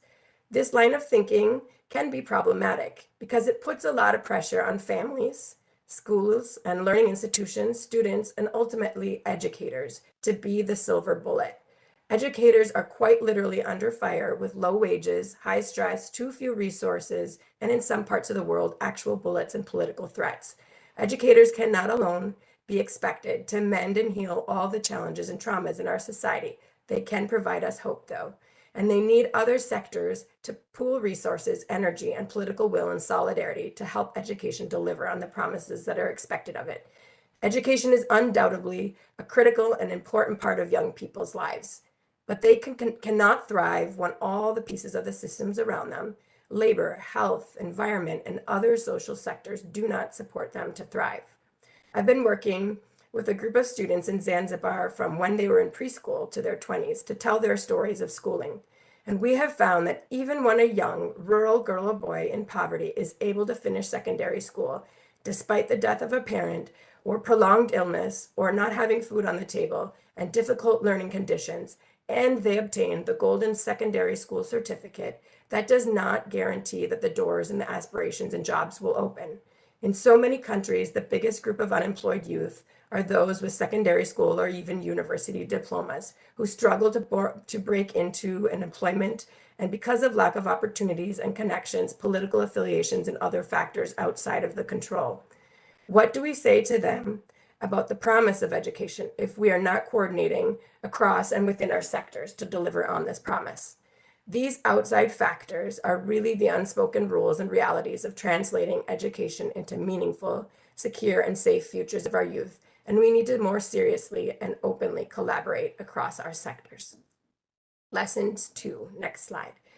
Education has many purposes. It is not a singular catch or all phrase or sector, and we often consciously and unconsciously privilege some purposes over others in our own thinking and doing, and even in funding, which further limits the great potential of education, both as a foundation of our societies, but also as a change agent for the future, as so many of the speakers touched on today. My colleague Omar Kargha and I at the Brookings Institution have shared different purposes of education in a recent blog. These include Education for Economic Development, which focuses on helping youth obtain jobs and economic growth. This includes workforce development programs, livelihoods, and other efforts. Second, Education for Building National Identities and Civic Engagement. This includes national youth service, volunteer efforts, delegations, as well as citizenship and civic engagement programming. Third, Education for Well-Being and Flourishing, which emphasizes how learning is so fundamental in building thriving individuals and thriving communities.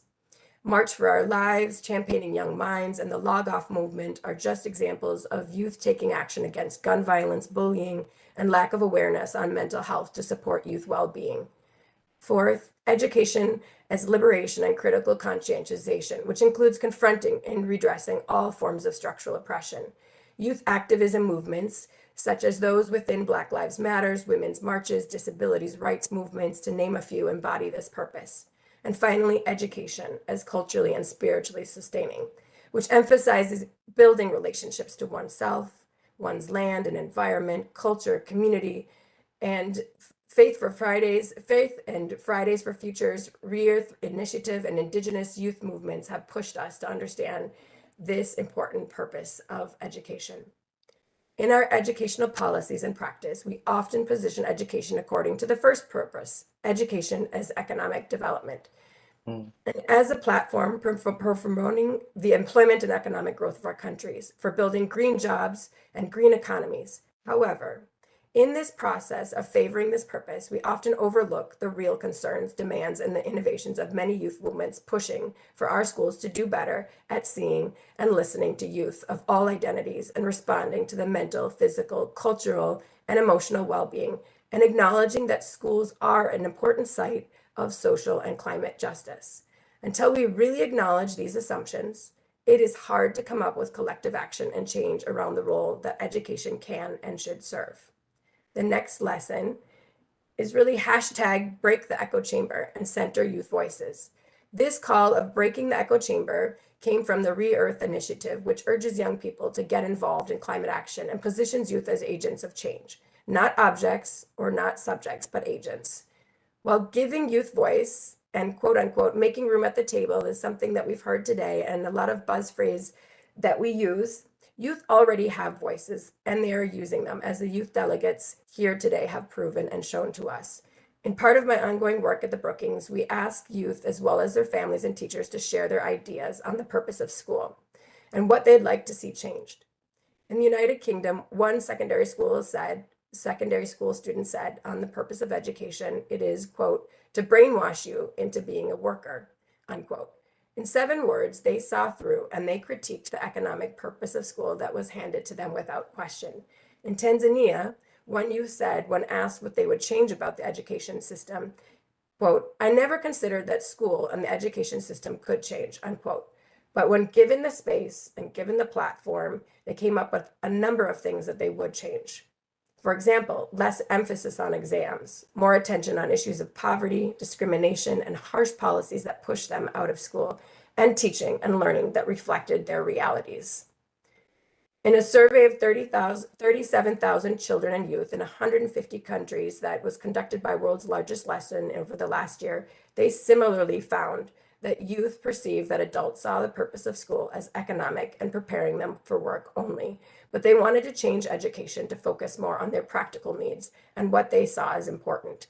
As youth have emphasized time and time again, they don't just need a token place at the table or to be handed a survey alone. They need a chance to be a part of the redesign of the whole idea of the table. To unleash the power of youth, this requires us as adults and gatekeepers in the institutional spaces to give up power. Giving up power means moving beyond loaning the microphone to youth and panels at assemblies and summits and convenings, which is important, but it's not enough. And we have to think about how do we go beyond inserting youth into our business as usual ways of working. And as the youth delegates pointed out, how do we think about making this fun and making this accessible? It requires, in this process of giving youth the power, they need to be able to reflect, redesign, and to be able to redecision. They need to be revision and being in the revisioning process that it requires us to be uncomfortable with our comfortable ways of working and trusting youth like Jessica and David and Vladislav and Jean and Elena to be a part of this revisioning. The 4th lesson and the final lesson is hashtag youth have so many voices. Youth represent diversity and identities and intersectionalities and positionalities. And this diversity is all at once messy, but it's also marvelous. And we often use the term youth in the singular, but we need to pay attention to pluralism and this is critical and vital. In our quest to unite youth, perhaps our goal is less about creating one single voice, but about creating spaces where youth can situate their solidarities in relationship to each other and have united but plural voices. Going back to my earlier question, how do we actually unleash the power of youth? Hashtag we work in solidarity with youth, which is what the youth delegates have shown us today. Youth are experts at critiquing the idea of education as silver bullet. They're experts at breaking the echo chambers, and they're experts at envisioning change and solutions. They don't need to be given voices. They need to be centered and heard, to Vladislav's point. They need to be given space to deconstruct and to co-construct. And this process of unleashing power to youth requires us as adults to interrogate how we use buzzwords, how we think of hashtags, and to reflect on and to question this role that we see education and school as playing in our societies. And whether we are simply expecting education to be the end-all, do-all solution, or we are really willing to radically change and transform our vision of education in solidarity with youth. Thank you so much for the opportunity to share my thoughts, and I'm handing back to you, Wendy. Fantastic, Emily. And this is very provocative. We will continue this conversation. This is not just the end of it, but you've brought up very important points in terms of more and better education, the lifelong learning, but also the solidarity, considering there are so many voices out there, and how do we make sure that also we find a platform, a way to bring them together, so that it's one of my famous quotes is we called we are the most highly educated generation of all time. It sounds so wonderful, but when I look at what we are doing to the planet, what we are doing to our economy, and what we are doing to each other, it makes you wonder: are we really the most highly educated generation of all time? Is this the education outcome? This is what we do. So absolutely, we will continue this conversation. Probably people may have some questions for you later on, and we will expand this conversation, particularly as Diana said it. I said it in the context of the Summit of the Future. How do we build this voice that gives space, a platform for young people to flourish? And as we pass on the torch, and as I said, let's not pass them a burning torch. Let it be a torch that can ignite better solutions than the disasters that we are watching in terms of biodiversity loss, the climate crisis, and the pollution that we live in. Now, let me move quickly. I'm not sure, Jean, you fixed your, but I will move to Samia. I don't know if it works. So let me, Samia is already there, so I'll give you the floor later on. Go ahead and thank you very much for accepting the invitation. I know the World Future Council, that, as I recall, especially during the Rio +20 and this conversation on intergenerational equity, which is also one of the fundamentals in the outcome of the Rio, is also how do we make sure that we take care of future generations. And you guys have been doing a lot of work on that and other issues. So please, over to you. Thank you so much, Wendy. Thank you very much. And hello to everybody. I'm really delighted to be here today with you all and to be part of this very, very important and interesting discussion. And just to introduce myself, I'm Samia Kassid, and I lead the Department of Rights of Children and Youth at the World Future Council. And we are an organization that envisions a healthy planet with just and peaceful society now and for the future. And we work to bring the interest of present and future generations to the center of policymaking. So we inform policymakers about future just policies and solutions and advise them on how to implement these. And I'm very happy to share with you today some insights of our work that hopefully contribute to our discussion today. First of all, national and international policymaking is inherently constricted to short-term thinking by electoral cycles. At the same time, the electorate, mostly people over the age of 18, misses out a substantial chunk of the demographic, namely those under 18 and the generations that are yet unborn. We know that decisions made today, be they economical, political, or social, drastically impact the well-being of future generations. Although they undeniably face the consequences of what is decided today, they don't have a preemptive say in it. In contrast to this, the seventh generation principle urges people to think of the well-being of 7 generations ahead.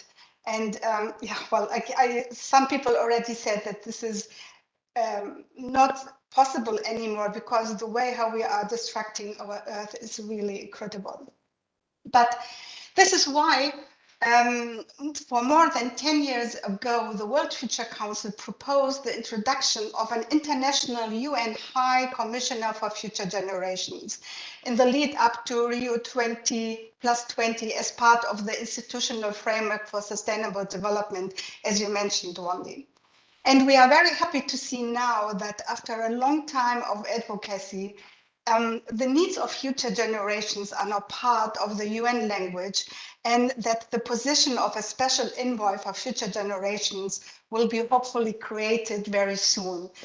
We are also actively engaged in the Summit of the Future, Coalition for the UN We Need, and the coordination of the Global Futures Forums involving civil society and young people.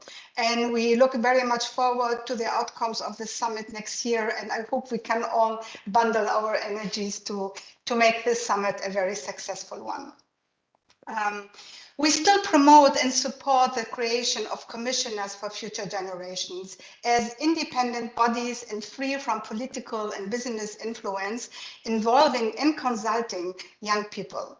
And I think this is something where we really should put more efforts into that. These commissioners for future generations, they can play a key role in promoting the well-being of future generations. They are already here, the future generation. They start with every baby that's born today, and help to build a common vision and understanding of the consequences of today's actions on the lives of tomorrow. They should also contribute to fostering long-lasting solutions and bring attention and visibility to long-term needs. Second, quality education, environmental, climate education, and education for sustainable development are key components that contribute to the change we need in order to achieve the Agenda 2030 and to act sustainably. And to provide individuals worldwide with future-oriented thinking and action, skills are needed in order to understand the impact of their own actions and to learn how to deal with changes and risks. We all know that ESD seeks to provide learners of all ages with knowledge, skills, values, attitudes, and power to address interconnected global challenges such as climate change, biodiversity loss, etc. And you just raise it, Wandi, it's more about just education and delivering the knowledge. It's really about having the skills to deal with all the challenges we have. So it is key at the heart of the 2030 agenda, but still we can see that budgets for education are being cut. ESD is still not implemented well, and most of the existing education systems are not focusing on the potential of children and young people, rather than on the requirement of the market, if at all. And we still miss to reach out to all young people who are disenfranchised and not part of an educational system. On the other hand, there are lots of countries that have developed policies and action plans to implement education for sustainable development in their education systems. Let me give you two examples. In 2015, we awarded the US state Maryland with our Future Policy Award for their policy that requires students to be environmentally literate as a high school graduation requirement. So environmental or education or ESD is not their just subject on its own. It's being integrated across subjects and grades, which I really found very, very interesting and very fruitful. In 2019, we awarded Scotland with a Future Policy Award for their youth policy on employability and, and green jobs, and also to fight youth unemployment, but that also builds on learning for sustainability. This is their curriculum on sustainability. There are also outside plenty of other interesting policies that put ESD forward, like Cyprus, that have permanent education unit on ESD and provides for extensive teacher professional development on ESD. I think it's very important to highlight these policies and to see how it could influence other countries.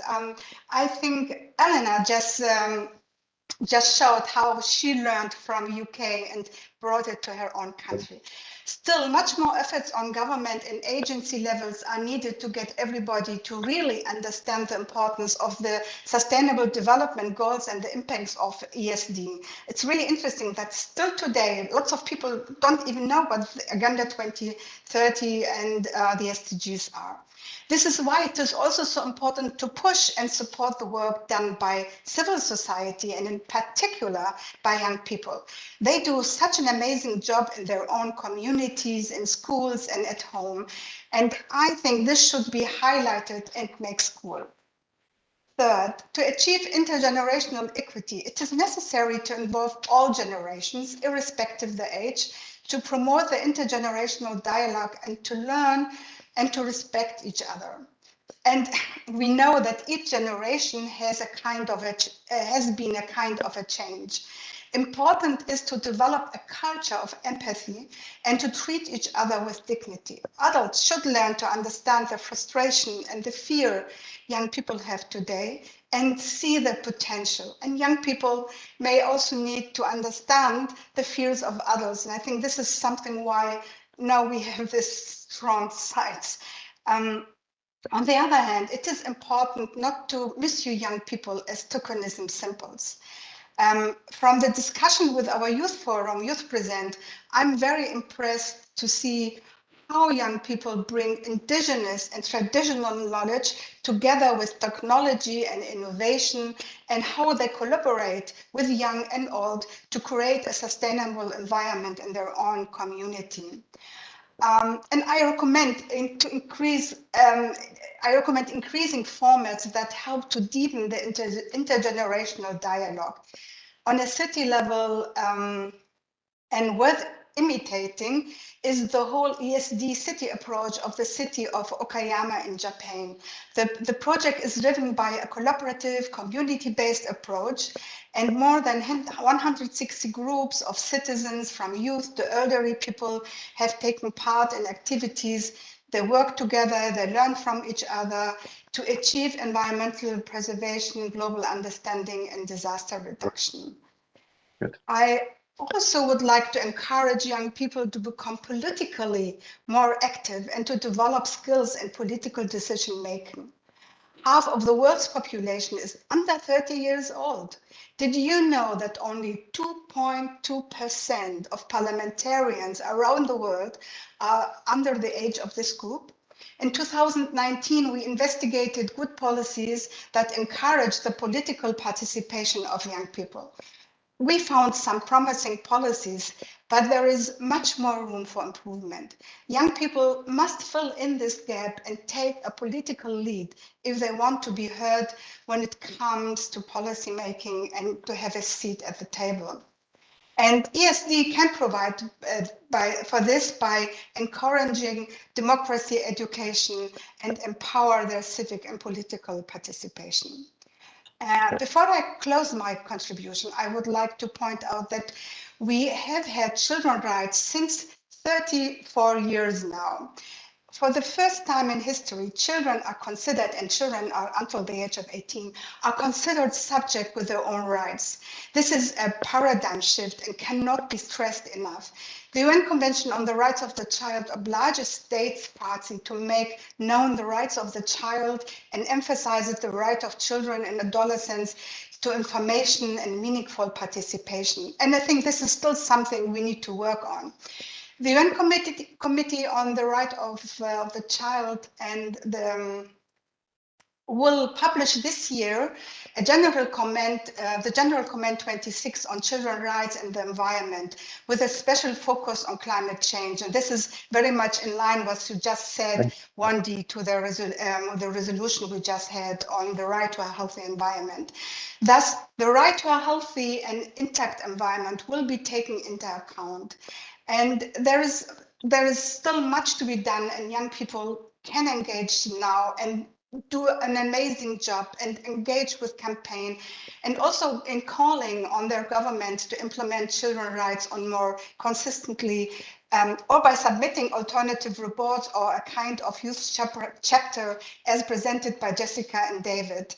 to the UN Committee and also to their governments, because the realization of children's rights now contributes to the protection of future generations. So we do have all this formats, all these systems in place. We just really need also to work on it. And finally, I like to share what I take away from discussions with our youth forum and with our young council member, and what they also recommend to unleash the power of young people. So, A, shift from alarming society to action. Transform hope into activities on the ground. As a young person, you can change the narrative, not preaching the change, be the change. Do not wait for government and other bodies. They will follow. Be the one to start implementing the change and show the way to others. Show and map best practices done by young people. Thank you very much. Thank you. I mean, thank you. This is very interesting. I know we're short on time, but this is a topic that deserves a 2-hour session by itself. I sincerely apologize for the next speakers, but we will extend the time. So let me go quickly to Jasmine. I hope you are connected. Jasmine is from the Fridays for Future Austria. Are you there? Yes, hello. Can you hear me? Excellent. We can hear you. I know there was this interesting case in Austria at the court, especially they're taken by young people in terms of climate change, and you can enlighten us on that, but also some of the work you do. If you could do it in 4 minutes, that would be fantastic. Okay, I'm gonna try. Okay. So my name is Jasmine Lang. I am part of Fridays for Future Austria. And last month, we have helped file a climate lawsuit before the Austrian Constitutional Court. So what is special about this lawsuit is actually that 12 children have filed it. And those children are between 5 and 17 years old. Most of them, especially the old ones, the teenagers, are already politically active at Fridays for Future, other organizations, or in the school. And Michaela Kroma is actually the attorney that is representing the children before the court, together with her initiative for climate law called CLAW, which is financing it. And the role of Fridays for Future is actually to support the lawsuit, but also to organize public relations and hold contacts with the plaintiffs. So what we actually try to do is to challenge the current climate protection law in Austria, because since 2020, there are no greenhouse gas reduction targets anymore. They simply run out and have not been renewed. And this is why the whole law is just simply ineffective. And there are also other legal deficiencies, such as there are no clear responsibilities, there are no sanctions, and there is no accountability mechanism. And what we are arguing is that the climate protection law in place now does not protect younger generations, and it rather puts burden on them. So this is why the climate protection law in place now violates children's rights. And what is special in Austria is that the children's rights are actually embedded in the Austrian constitution, which enables us to sue before the Constitutional Court. And the children's rights also state that the well-being of children must be protected, also in terms of intergenerational justice. So this is why we're saying that the younger generations have to bear the consequences for the political actions or for the political inaction today. And actually, Fridays for Future, together with thousands of people, we have been protesting for years. We've been taking to the streets, we've talked to politicians. We've pretty much tried everything else. So this is why we decided to take legal action now. And even though all of these protests, there still is no climate protection law, there are no adequate measures to mitigate the climate crisis. Austria also has a really high emissions per capita. So we simply have the responsibility to mitigate the climate crisis in order to protect the global south and also to protect younger and future generations. And in Austria right now, there is simply just no plan how to achieve 1.5. Because there is a conservative party that is trying to block the new climate protection law. And also, additionally, protests or legal action, such as filing a climate lawsuit, are one of the few options young people have in order to be politically active, to political participation. So, for instance, one of the plaintiffs, she's only 16 years old, and she has been active with Fridays for Future since she's been 12 years old. So for 4 years, she hasn't not been allowed to vote, but still, she's been talking to politicians. She has been speaking at press conferences. She has taken an active role in stopping a project of building a new street. So she's politically more active than 99% of the population, but still she has no vote. The girl has never voted in her life before, but now she's going to a constitutional court, which is just while legal action can really help to help children to participate. Yeah. And what we're actually trying to achieve now is the Constitutional Court is going to decide on the lawsuit in summer, but we don't really know how the court is going to decide. We also don't know how politicians will react to the decision of the court.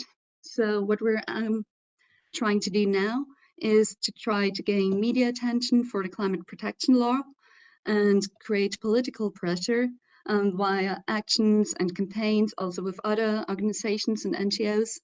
And our hope is that the current climate protection law will be revised in order to be effective and in order to really be able to protect younger generations.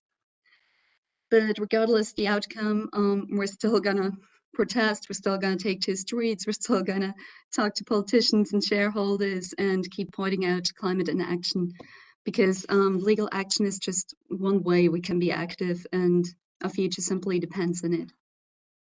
Thank you so much, Jasmine, and it's a fantastic way of holding governments accountable, especially what you talked about in the context of no plan to achieve the 1.5 degree. And now in 2025, almost every country is going to submit the updated nationally determined contribution in line with the Paris Agreement.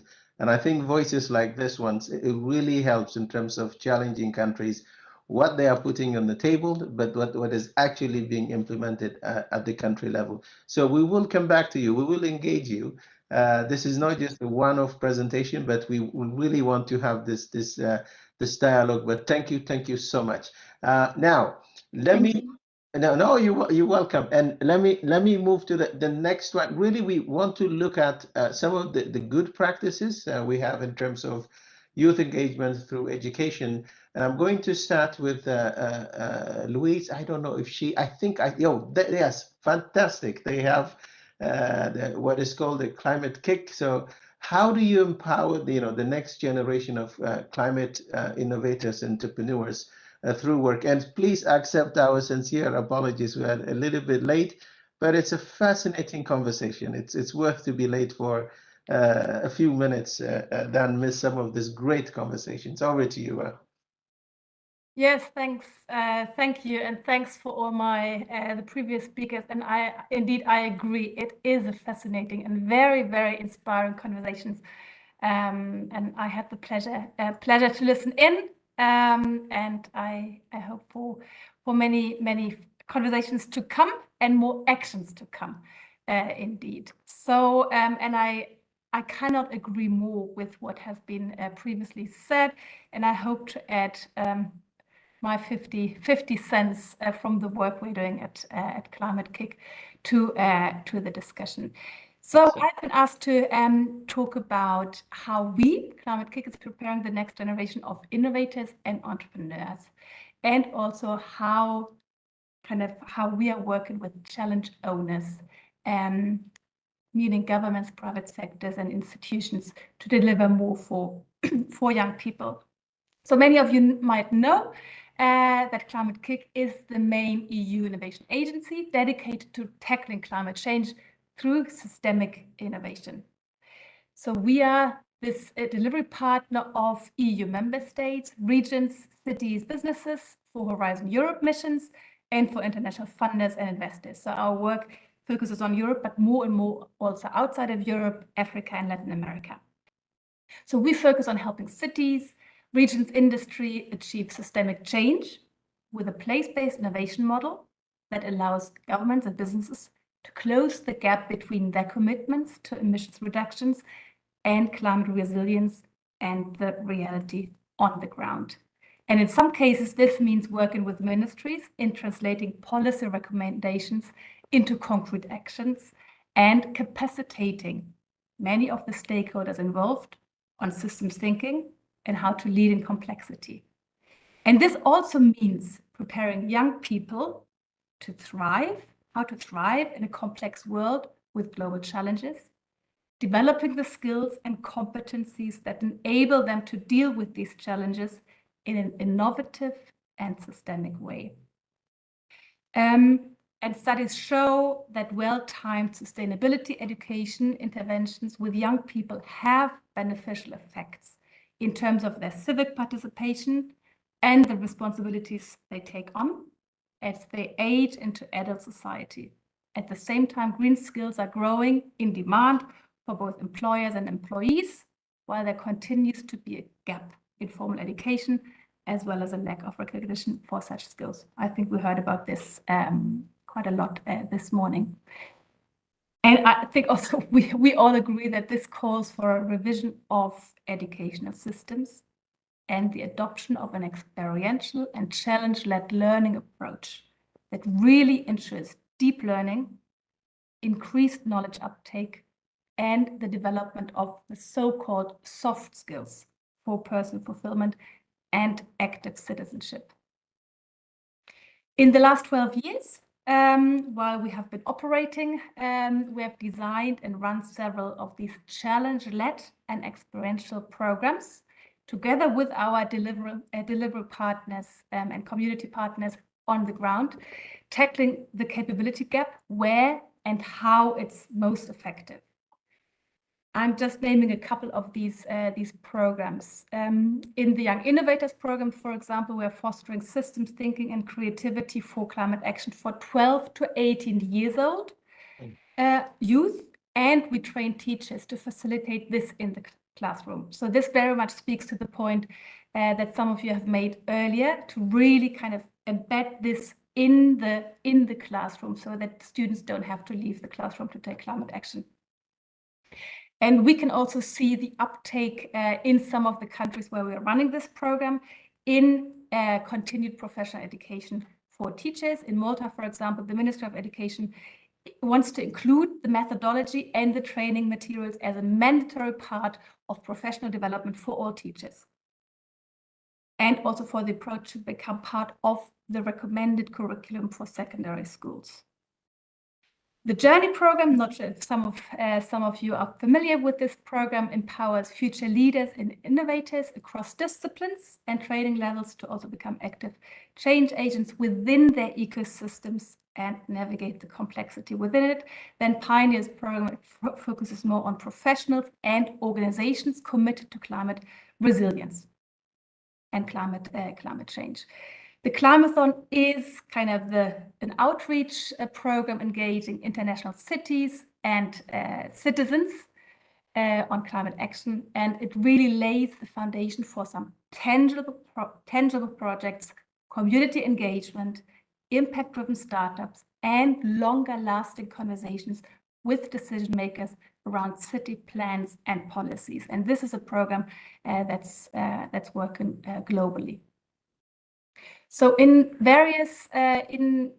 our various programs, one of the greatest values is its collaboration with a wide range of stakeholders, including cities and private businesses, to act as challenge owners.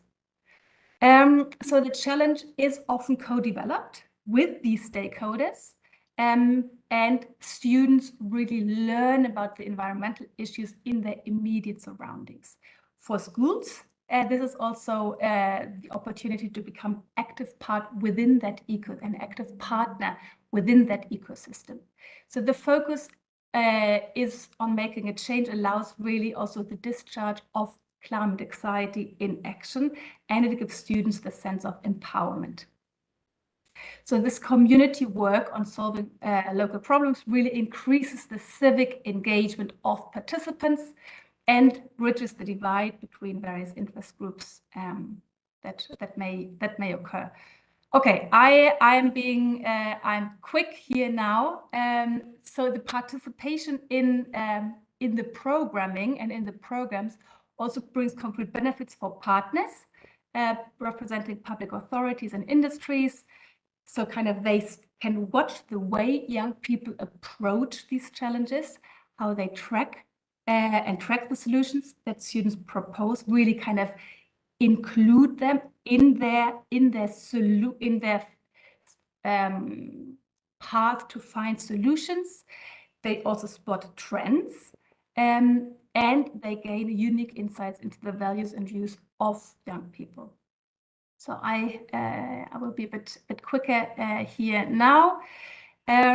So this really kind of what my predecessors mentioned earlier, trust building and participation is really crucial. And we now have an alumni community of over 40,000 trained and skilled and engaged innovators and change makers.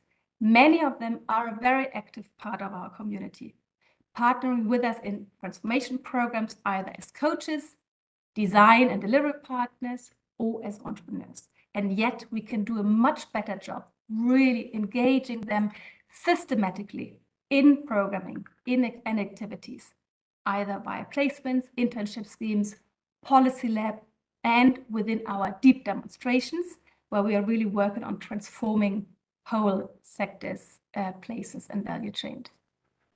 Thank you. Thank you very much, Louise. This is really interesting, and one thing I picked up is what you said: capacitating to thrive. That is exactly what is desperately needed. But also in the context of the UNECE strategy on education for sustainable development, one of the four strands is actually speaking about entrepreneurship, employment, innovation, and ESD. This is an area maybe we will reach out to you in terms of how can we benefit from that, including the alumni of communities that he talked about, which is, what do they call it? Trainers of trainers. So this is where you can bring in that kind of wealth of experience to support some of the activities. Thank you so much, and we will continue to engage with you. Now, let me move to the next presenter. There she is. Hello, Wendy. A good champion for EST, but more than anything, she will talk about the Commission's specific strategy on learning for environmental sustainability, probably our readiness in the context of the green transition and how that can support young people. Over to you. And apologies, Tedrid, also for becoming late in our presentations. Over to you. No problem at all, Wendy. Pleasure to be here. Thank you so much for the invitation. So I'm going to just run through a few slides fairly quickly, talk about the work that we do at the European Commission. I work in the schools policy team. I come from Ireland, like our youth speakers earlier. I'm from Ireland, based in Brussels, working for the European Commission. So when it comes to education, of course, our EU member states are responsible for organising their education systems. But what we do at EU level is we bring the EU member states and our partner countries together to look at common challenges in education. And today I'm going to be sharing what we're doing on learning for sustainability. So next slide, please. So if we just zoom out, you'll be familiar with the EU's overarching strategy, which is the European Green Deal. Of course, this affects all our policy areas. You'll read in the news a lot about our energy policies, trade, agriculture, but education and training is no exception. We need to look at education and training as a sector to see how it's contributing to the green transition and the goal to move to a more sustainable Europe and world. So next slide, please. So as I mentioned, education policy, we have plenty of cooperation going on between EU member states around a number of shared challenges. I just draw your attention there to challenge number 3, which is how education and training is responding to both the green transition and digital transformation, 2 forces which are really impacting on the education and training sector. It impacts how we, of course, develop our learner skills for a very changing world, and how we can take advantage of the benefits and risks of digital change, and how we can develop those green and sustainability competences, which many of our speakers have talked about in this session today. So next slide, please. So of course, the work that we do at EU level is fully consistent and aligned with the work that takes place with our global partners. We work on a regular basis with our colleagues in UNESCO, UNECE and UNEP, of course. So what we do is fully aligned and supportive of the work that takes place on education for sustainable development, environmental education, and of course there's links with peace education, citizenship and global education as well. So next slide, please. So yeah, I want to draw your attention to the work that we've been doing to bring member states together on ESD, sustainability and education policies. So we have a relatively new policy statement or policy commitment, which all member states signed up to in June last year. A proposal was put forward by us in the Commission, and this was negotiated line by line by all EU member states together. So this is a commitment really to push the agenda further when it comes to sustainability in education. We know that there's wonderful things happening in schools, preschools, universities, training centres, community groups all around Europe, but we know that we need to move further and faster given the extent and scale of the crisis that we're facing. So this is really a new policy commitment by member states to boost cooperation on these issues and to make sure that all our learners, whatever their age and stage in education, have the entitlement and the availability to high quality learning for sustainability. Next, please. So together with the recommendation, we also published our evidence basis. So we did a large-scale public consultation. We gathered many excellent examples of practice and policy on learning for sustainability, ESD, taking place throughout Europe. So I will share all these links at the end, but here you'll find some great examples of the wonderful activities taking place, many of them student-led around Europe. So next, please.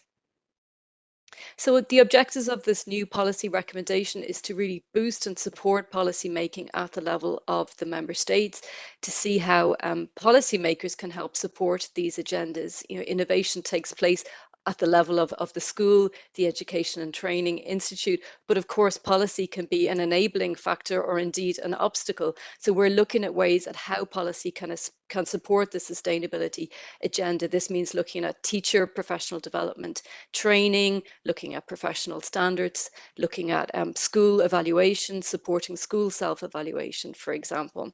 So we're aiming to boost cooperation on these issues at the European level, connect, provide ideas and inspiration. Maybe something happening in one country or region can inspire another one. So we help connect and bring together players and all sectors of education and all groups, youth, policymakers, NGOs, researchers, for example, and then to encourage investment in green and sustainable infrastructure in our schools and educational institutions as a whole.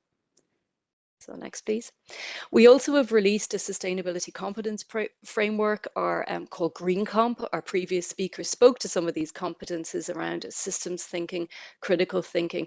So we worked together over the course of 2021 with experts from all around Europe on defining and unpacking what we mean by sustainability competences. In there, you'll find, as I mentioned, systems thinking, critical thinking, connection with nature, questioning our own values as well, and action competences are really, really key there. We've heard lots of wonderful examples around youth and action competences this morning. So sustainability competences are really those green skills, green competences that we'll need for the future to take action towards a more sustainable planet. So next, please. So I have no time today to go into detail on Green Comp, but I will share links. We've translated Green Comp into over 20 languages, so we hope that you find that useful. We see Green Comp being used in designing training programs for young people, for our educators as well. So being used in research by ministries of education and by training bodies too. So next, please. We also have an EU working group on learning for sustainability. We've Arabella who'll speak to us later on. She's a member for Cyprus in this working group. So we have people from ministries of education from all across Europe, stakeholder organizations that are represented there. And together we work on issues of shared concern. So we work on teacher education, how we can help make our teachers confident and comfortable in teaching about these issues.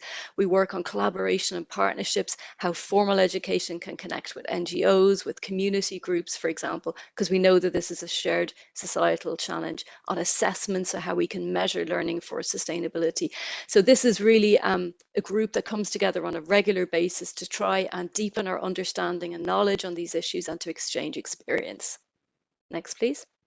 And I also wanted to mention our funding program, of course. I hope many of you listening today are involved in the Erasmus Plus program, which is our program for education and culture at European level. So here we fund many classroom to classroom activities. We fund projects. We have some teacher training, large scale projects there around sustainability. So to just give you a few examples. So green and sustainability, one of the key areas of our funding program in education. So next, please. We also have an Education for Climate Coalition connecting schools, NGOs, students working together on climate action. So I'd encourage you to get involved there. Next, please. So I've tried to talk to you today a little bit around our new policy framework, the work we're doing to really connect policymakers and education stakeholders, and the work we're doing through our funding programs as well to support youth groups and the education community more widely to push for deeper sustainability and quality education around climate change and sustainability on our education agenda in Europe. Thank you, Wendy.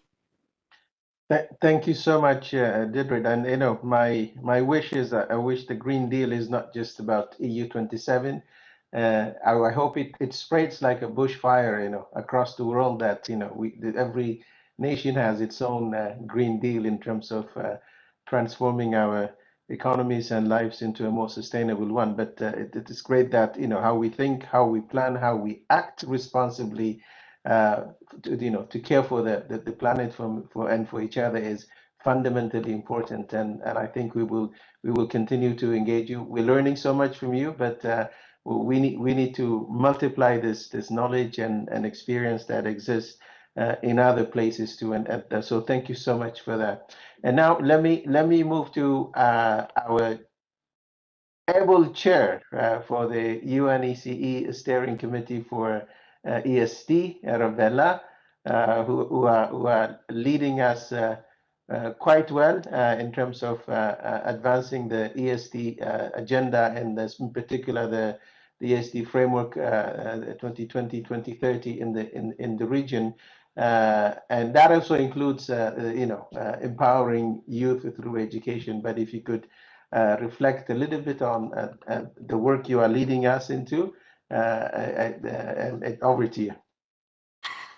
Dear Wendy, thank you. It's always a pleasure, working with you and with the rest of the colleagues in UNEC, in UNESCO, in UNEP, in UNDP. Before going to speak a little bit about the UNEC strategy, do you think that we have to give the floor first to Jean, who didn't had the chance before to give his presentation? Because we are talking about sustainability, and we will not exclude nobody. No, we will not exclude him. I hope he's fixed his. We were trying to see if he had fixed the connection. That's otherwise we're going to give him the floor at the end. Okay, thanks. I'm still here, yeah. Yeah. Wendy, I think that this side event is the best response of the power of youth.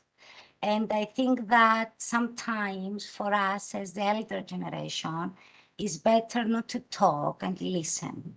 And today I think that the youth delegates and representatives gave us the best example on how we can learn from them.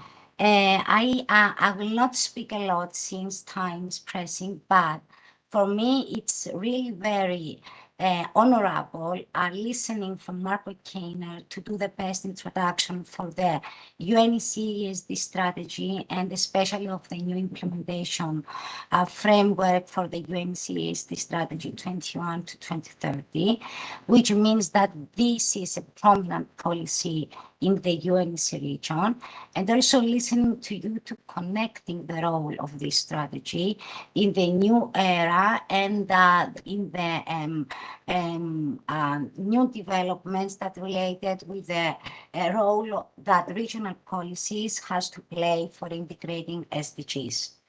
I heard, I kept some notes, and I just want to say that this UNECESD strategy is a very ambitious document, which it's the first time that listens the youth voices and has been formulated not for youth, but with the youth. And these are based on the realization that education and youth engagement prerequisite education system that will reconsider and review the way that they operate in relation to the education and learning of young people.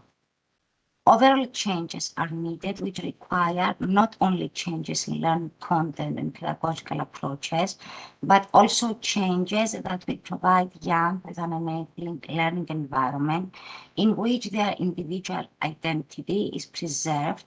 And of course, youth are encouraged to act jointly for the community by making personal and collective choices for the social transformation. UNECESD Steering Committee listens the youth voices and their demands to be key actors on the different levels of decision making that directly and indirectly affects them. For this purpose, it's a very big privilege for our committee to work in this new implementation framework for the UNECESD strategy 2030. And I can say that can be considered the strategy as such to be considered as a good example of a regional policy where has been developed in collaboration with the UNECESD Youth Platform that recently established in our committee. What is very critical to address in this short intervention by my side is that the 9th Ministerial Conference for Environment of Europe, it was a very big moment for the UNECESD strategy and the ESD in the region, since it was the first time that the ESD was in a prominent place regarding the discussion of the ministers, and it was the first time that 3 high-level meetings on ESD strategy taking place with the participation of more than 70 ministers from 75 countries. In this part and in this process, the role of youth was very critical. Simone, with a great group of young people from all over the region, organized a number of side events in order to identify the challenges that we have to face based on this new implementation framework. And I will conclude by saying 2 things. Simone indicated that youth participation is not new. Through this new implementation framework, what we are trying to do is to work and put in a more concrete way all the actions that needed in order to motivate and accelerate youth in this process. The second thing that I would address and relate very closely with our UNECESD strategy, which is based on 4 key strands. You mentioned the one, innovation and entrepreneurship. The other one is quality education. The other one is whole institutions, whole school approach, and ICT and digital education, is to create a space. and to create the opportunities. Through this strategy and the work plan activities that we are trying to organize now, especially in the capacity building activities for youth innovation and whole institutional approach, is to create these possibilities for giving the space to youth, the space not just as the infrastructures or resources, but also the space to be active learners in pedagogical approaches that will integrate sustainability in a more emancipatory way. I will not continue. I want to thank you, and I want to thank all the panelists, because today for me, it was a lesson that I learned a lot. Thank you, Wendy, and thank you for the great coordination of this excellent side event. Thank you, Arabella, and thank you for your leadership in this steering committee. The one thing I can add is also, in addition to the high level, the statement, that also the Nicosia Ministerial Declaration also, I think it's somewhere on paragraph 17 or that really talked about the relevance of strengthening education for sustainable development to advance to be advanced in our region. Thank you so much. Now, picking on what you have recommended, I'm just going to give the floor to Jean. I hope you're connected. I am connected. Do you hear me? Yeah, we hear you loud and clear now. Go ahead. Okay, that's perfect. I'm sorry for the incident and thank you for the invitation. I think that there are some common points with my talk and the other talks, so I will keep it short. So my name is Jean Servet. I'm 25 years old and I'm calling you from Brussels, Belgium. I'm a member of the Belgian National Youth Council for the French-speaking community of Belgium, and I've got a mandate as a UN Youth Delegate. Our mission with my National Youth Council is, among other things, to conduct large surveys at the scale of the country to apprehend the opinion of young people about different subjects, and then we use the results of those surveys for political advocacy with decision makers. Recently, we focused on the linkages between the environmental crisis and the high school education system in Belgium. And so today I will present the results of this survey, hoping that it can inspire you, but some talks were very encouraging in that dimension. So next slide, please. I wanted to first talk on the Eurostat report, focusing on SDG 4. I wanted to say that, of course, education is one of the most important ways for reducing gender and socioeconomic inequalities, for empowering the people by making them active and free citizens. And so the Eurostat report follows the evolution of SDG 4 in the EU over time, and it also provides some comparisons between the countries. It focuses mainly on basic education, tertiary education, and adult participation in learning. It also presents all the indicators used to follow the trends. And it shows that although some trends are encouraging, there is still some improvements to be implemented across the EU, and especially regarding the basic level of education of teenagers. Although I'm convinced that the problems that are presented in the Eurostat report are of great interest, I was surprised that the education to the environmental crisis is not even mentioned. And as for the gender and social inequalities, I believe that environment education must play a central role in reducing humanity's impact on nature, protecting the lands and the ocean, understanding the impacts of human activities, imagining new ways of building a strong, resilient, and ecological society can only be made possible through education. So this personal opinion was shared by other people at my youth association in Belgium, and so we decided to survey young people about this subject. So next slide. We surveyed more than 1,000 young people aged 60 to 30 across the French community of the country with questions such as, how do you feel about climate change? Do you feel informed enough? Is your high school providing enough information about that? And the results are quite impressive. So 90% of the young people find that education regarding the environmental crisis is really unsatisfactory. 80% of them do not know where to find the relevant information. Most of them feel anxious or helpless, and in fact, they always hear about climate change, but they don't hear about the causes, the consequences, the impacts, and especially the solutions. What are the solutions? And so that explains this overall feeling. 78% of them want this education to take place formally and informally. And finally, they want to have concrete projects and solutions at school related to the environment protection. And so that's really a key in the report. That's the concreteness. So youth wants something concrete. And so if you're interested by the report, let me know. It's written in French, of course. So yeah. Next slide. And so all this shows that the scholar system in Belgium is still lacking a lot in terms of education to the environmental problems.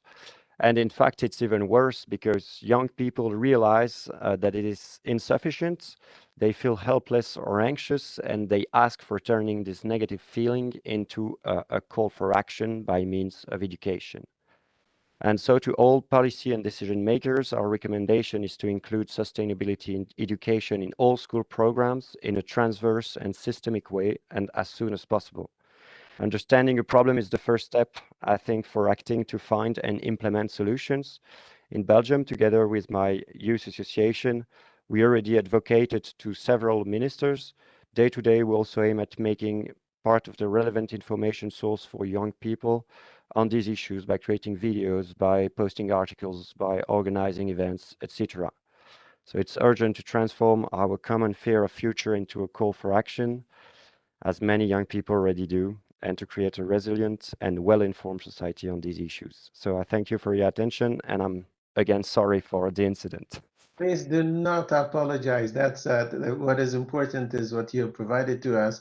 And you know, my sense is this is also a good validation tool to look into this kind of reports and identifying where the gaps are and how we can use it in the future. Also, how do they improve ensuring that sustainability education is actually included, or environmental education is included or given the highest priority. But I also like this thing of, you know, turning that negative feeling into a call to action. You know, I've talked about this so-called eco-anxiety, you know, the frustration that we're seeing when it comes to young people. But how do we then transform that into a call to action? That is exactly what is needed. So I thank you very much, and then we will continue to reach out to you and Thanks to you. Other ways to, yeah. And then our last intervention comes from Bahar from the from Turkey, the Sustainable Development Solutions Network. I am not sure if she's yes, she is connected. Can you hear us?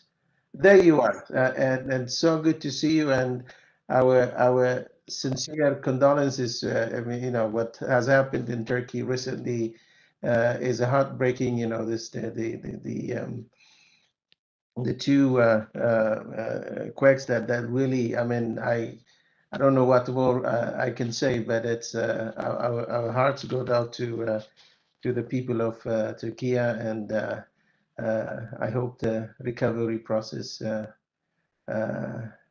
continues and moves faster. And over to you. So the question basically is, you know, coming out of this kind of horrible thing, it's that, you know, maybe two things that come into mind is, you know, how do you engage young people? How do you motivate them? You know, how do you lift up their spirits in terms of sustainability? I get that, you know, it would be great if you share some thoughts on that. Over to you. I thank you, Wendy. I hope you can hear me. Yeah, perfect. Okay, great. Good lunchtime for everybody. I know that this is a long day, a long half day, and I thank you, Wendy and UNEP, UNESCO, and Geneva Environment Network for inviting and hosting me today in this collaborative Unleashing the Power of Youth through Education, Sustainable Solutions for a Better Future event of Regional Forum on Sustainable Development for UNES region. And I'm very happy to be here today with the distinguished guests. And thank you for this last minutes for listening me from Turkey.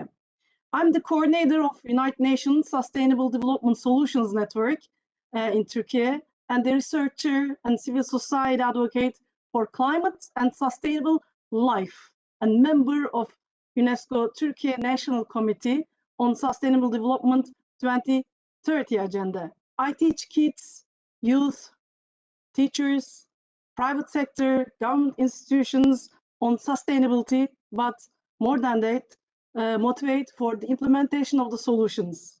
So once again, I would like to convey my best wishes to Turkish and Syrian citizens who were affected by the twin earthquakes that occurred in Kahramanmaraş and was felt in many parts of our country.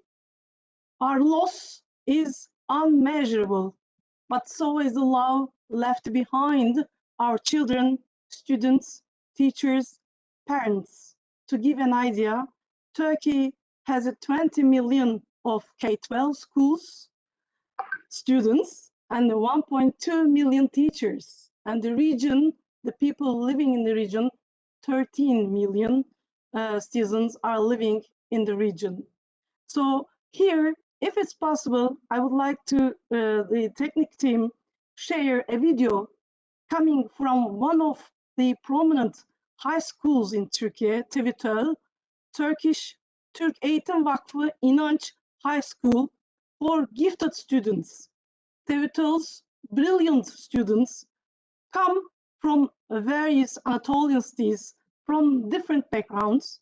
These students of the robotic club of the school work with the SDGs, prepare their voluntary SDG reports since 5 years, and they raise awareness on SDGs in their school, region, and at global scale with the competitions that they take place and prepare the all SDG work material. The students help the K-12 schools in the cities, regions from where they come. Let's hear their reply, what they feel about this disaster. Turkey has gone through one of the most devastating events the world has ever seen, and extremely critical humanitarian crisis is taking place every passing second. As a Turkish child, our hearts are always in solidarity with the people in the affected provinces, and student lead organizations manage in the way of paving through and out of the heartbreaking consequences that caused almost irreparable damage. As a generation, we are all linked together by heart and strive to heal our wounds together by fostering harmony. The aftermath of the earthquake will always reside in our hearts, and we must remember, time does heal. So, actually, this is a very hard question. What the youth, what the disaster or the earthquake mean for these young people. What the disaster mean not for only youth, for all of us. It may be summarized in one word, the pain, huge pain. And I'm observing, as we are working as Sustainable Development Solutions Network in Turkey, we are working together with the Ministry of National Education, and now we are observing the kids from the early childhood and the kids at the kindergarten and primary schools try to mimic the shakes of the earthquakes with their little hands. They are illustrating the events and their fear in the pictures that they draw. The primary school kids, by the shock, they don't want to go to school anymore. They don't want to leave their family or their relevant relative anymore and don't want to go to school. They don't want to leave the confident, comfortable, just little comfortable zone that they can find right now. In line with Elizabeth Kubler-Ross's theory of grief, youth is in deep grief, even if they are not aware of it. According to Kubler-Ross, there are 5 stages of grief. These stages are denial, anger, bargaining, depression, and acceptance respectively. And the youth is in the anger period, and they feel to lose their trust to the life. They need to feel the hope, and they are not alone in this tragedy, and they look for trust. There is a huge collaboration in the society to overcome this pain by collaborative efforts, not from Turkish society, but from all around the world.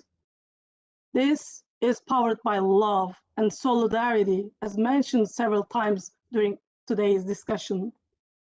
Yes, the twin disasters destroyed our lives, destroyed our families, relatives, friends, our cities, our cultures that we are born in. And this is a huge grief, but the life goes on. We have to normalize and return to our normal lives, continue our routines as soon and as much as possible. The education, the psychological support, helping and hiring activities should be conducted in parallel in this huge region. Our first priority is to provide access to education for students in the earthquake, just to maybe able to lift their spirits and future of them. More than 200,000 students were transferred to other provinces, and the mobility still continues. The Ministry of National Education prepared learning environments and focused to achieve that the students and teachers have access to the education in the region. The schools in the western part of the country invite and accept the students from the earthquake zones. Studies are carried to reduce the effect of negative emotions experienced after the earthquake and strengthen the psychological resilience of the students to give hope for the future. There are 416 psychological support tents, 236 preschool education tents, 111 primary schools, 108 secondary schools, 98 hospital classrooms, schools, support and training courses. Just continue to support students preparing for their exams and for their future. Seminar programs are conducted to inform approximately 1 million teachers working with these area for the students and the rest of the teachers, just for disaster and resilience management. This is a huge event that happened, and it may not be solved by only one person, one government, one municipality, or just one NGO. So besides these governmental efforts, there are many civil society organizations, NGOs, international governmental organizations like UNICEF, just going to the region, and business collaborate to provide education, internship, and job opportunities for the youth. So youth feel responsible and charged for the future, and they work to achieve not for the SDGs, but for a sustainable life. And I would like to send this link, the link that this little fragment that you have seen. This is the Tevtol student, just what they are doing, trying to force, not to implement only for the SDGs, but for ameliorate the life, to sustain, to maintain a sustainable life. I agree with you on the youth is a dynamic reservoir of creative, innovative solutions if they can express themselves. And if we can, as our colleague from States, from the Brookings Institute, we can recreate spaces for them to express and illustrate their capacity. Youth, they are not problems, but there are barriers for the greenwashers. So they have to achieve to be pulse entrepreneurs to survive in this dangerous, wild world, to work in safety, to achieve SDGs, a sustainable life in peace in solidarity and in love. I would like to underline Turkish youth reply again. As a generation, we are all linked together by heart and strive to heal our wounds together by fostering harmony and solidarity. We will heal each other, and time and love will heal us. Following the words of John, we are arguing that we are turning youth fear for future into action. And I thank you for giving this opportunity and for this wonderful discussion. I learned lots of things, and I hope I could give our experience, I could pass our experience to our audience. Thank you. Thank you so much. This is very, I know, very emotional, very touchy, but exactly what we also need. You know, I think of at the beginning of COVID, if you recall, you know, 1.4, 1.6 billion young children were out of school, and we haven't thought about the mental health, its impact being away from school, away from their peers. And that's another work that is that I sense that what are we doing in terms of the mental health of young people. And then the second one is in terms of solidarity. We saw the outpour of solidarity, but one of the things we really need is solidarity also in good times. You know, solidarity comes when things are really bad, when we see this kind of disasters. How do we make sure that, you know, while things are also good, how can we be in solidarity with young people? This is in terms of the state trend of the environment, in terms of climate change. How can we be in solidarity with future generations? And I think that is very important. And finally, what I really like what you said, young people are not the problem. Absolutely, they are not.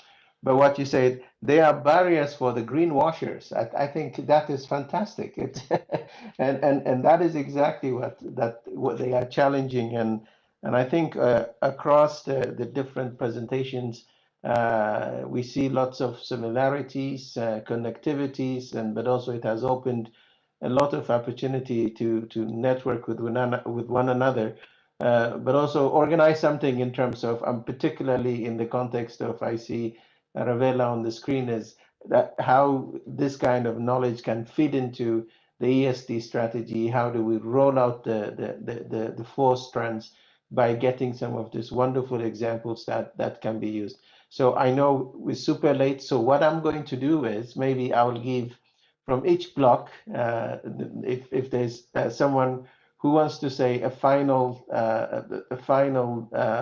burning issue they want to transmit to. I understand there are hundreds of them participants online, including the YouTube streaming with a lot of people. So if there's a message from group one, either Simon, if you're still connected, if you have anything you want to say, that would be great. Or Jessica or David, if you are still online. Okay. And then maybe from group two, it's Diana online. Yes, I'm sure you are. Diana, that in terms of Yes, I am. I'm just worried that we are almost 1 hour over time. It was very inspirational to hear some of you, and that's what I want to highlight. And there were a lot of good practices that we have heard here that we should be using more in our activities. Thank you very much, and I hope we commit together to do a similar, this kind of, in the build up to the summit of the future, but also follow up to the regional forum. How do we get young people more involved in terms of the implementation of the 2030 agenda at the country level, but also how do we bring more people to the ESD? This is a fantastic team, and there's so much going on. I think we could do that. And then from the collaborative action, I know, Emily, you connected very early in the morning. I'm sorry if you have gone, that's okay. If not, if you want to say something that I That would be super good. No problem. And then for the good practices, I see Dedrit is there. I did see her, and Aravella. Thank you, Wendy. I just want to say a last word from my side that I think that this side event is a great opportunity to bring all these great youth delegates and representatives in the UNCSD steering committee. We are in the process, and this will be discussed in the next meeting that we will have on 25th to 26th of May, the creation, the establishment of the task force for youth and ESD, which has been decided and agreed in the high-level meeting in Cyprus. So I think that from my point of view, it was the great opportunity and the great chance, I mean, to meet all these great youth people and invite them officially to be part in these discussions that we will have in our next meeting. Thank you, Wendy. Thank you. So thank you very much. So the recording will be available to be shared later on, and I want to thank each and every one of you for making time. I know we've gone by 1 hour. I've never done that, but the depth and quality of the conversation is that led us to this conversation, and I don't have any regrets for extending it by 1 hour because so many great things came out, and it also opened good opportunities for us to engage in beyond the organization of this side event. Jen, we're very grateful for bringing us together through the platform. Thank you, UNESCO. Thank you, UNECE. For teaming up with us to organize this very exciting. I really personally enjoyed it. I learned a lot. But what is important is let's not end it as just another side event. That we don't do the good thing with us. We do follow up with this thing. So many of you who spoke about different elements of the work you do at the country level, we would very much like to showcase that in the different activities that we have. The Eurostat report and some of the recommendations that a friend from Belgium talked about, we need that. We will follow up with you. Please stay tuned, and thank you so much for making time. And again, Jen, a big thank you to the Geneva Environment Network, UNESCO, and of course UNECE, and also ourselves in UNEP. Thank you very much for that, and I wish you all a wonderful day, and we will be sharing the report and the recordings very soon. Thank you very much. Yeah. And please, if you are interested to learn more about what the Gen activities, there's so many activities going on a daily, weekly basis, and it's just a reservoir of information. Log in, register yourself, learn a lot, get to know the different experts who are actually working on a range of issues on climate, biodiversity, chemicals, waste, pollution. So I also encourage you to get connected to the Geneva Environment Network. Thank you very much. Have a wonderful day, and I see many of you probably at the forum tomorrow and the day after tomorrow. Thank you very much. Thank you. Have a good day. Thank you very much, Wendy. Thank you. Bye-bye. Thank you very much. Thank you. Thank you. Thank you. Bye-bye. Bye-bye. Bye, everyone. Thank you.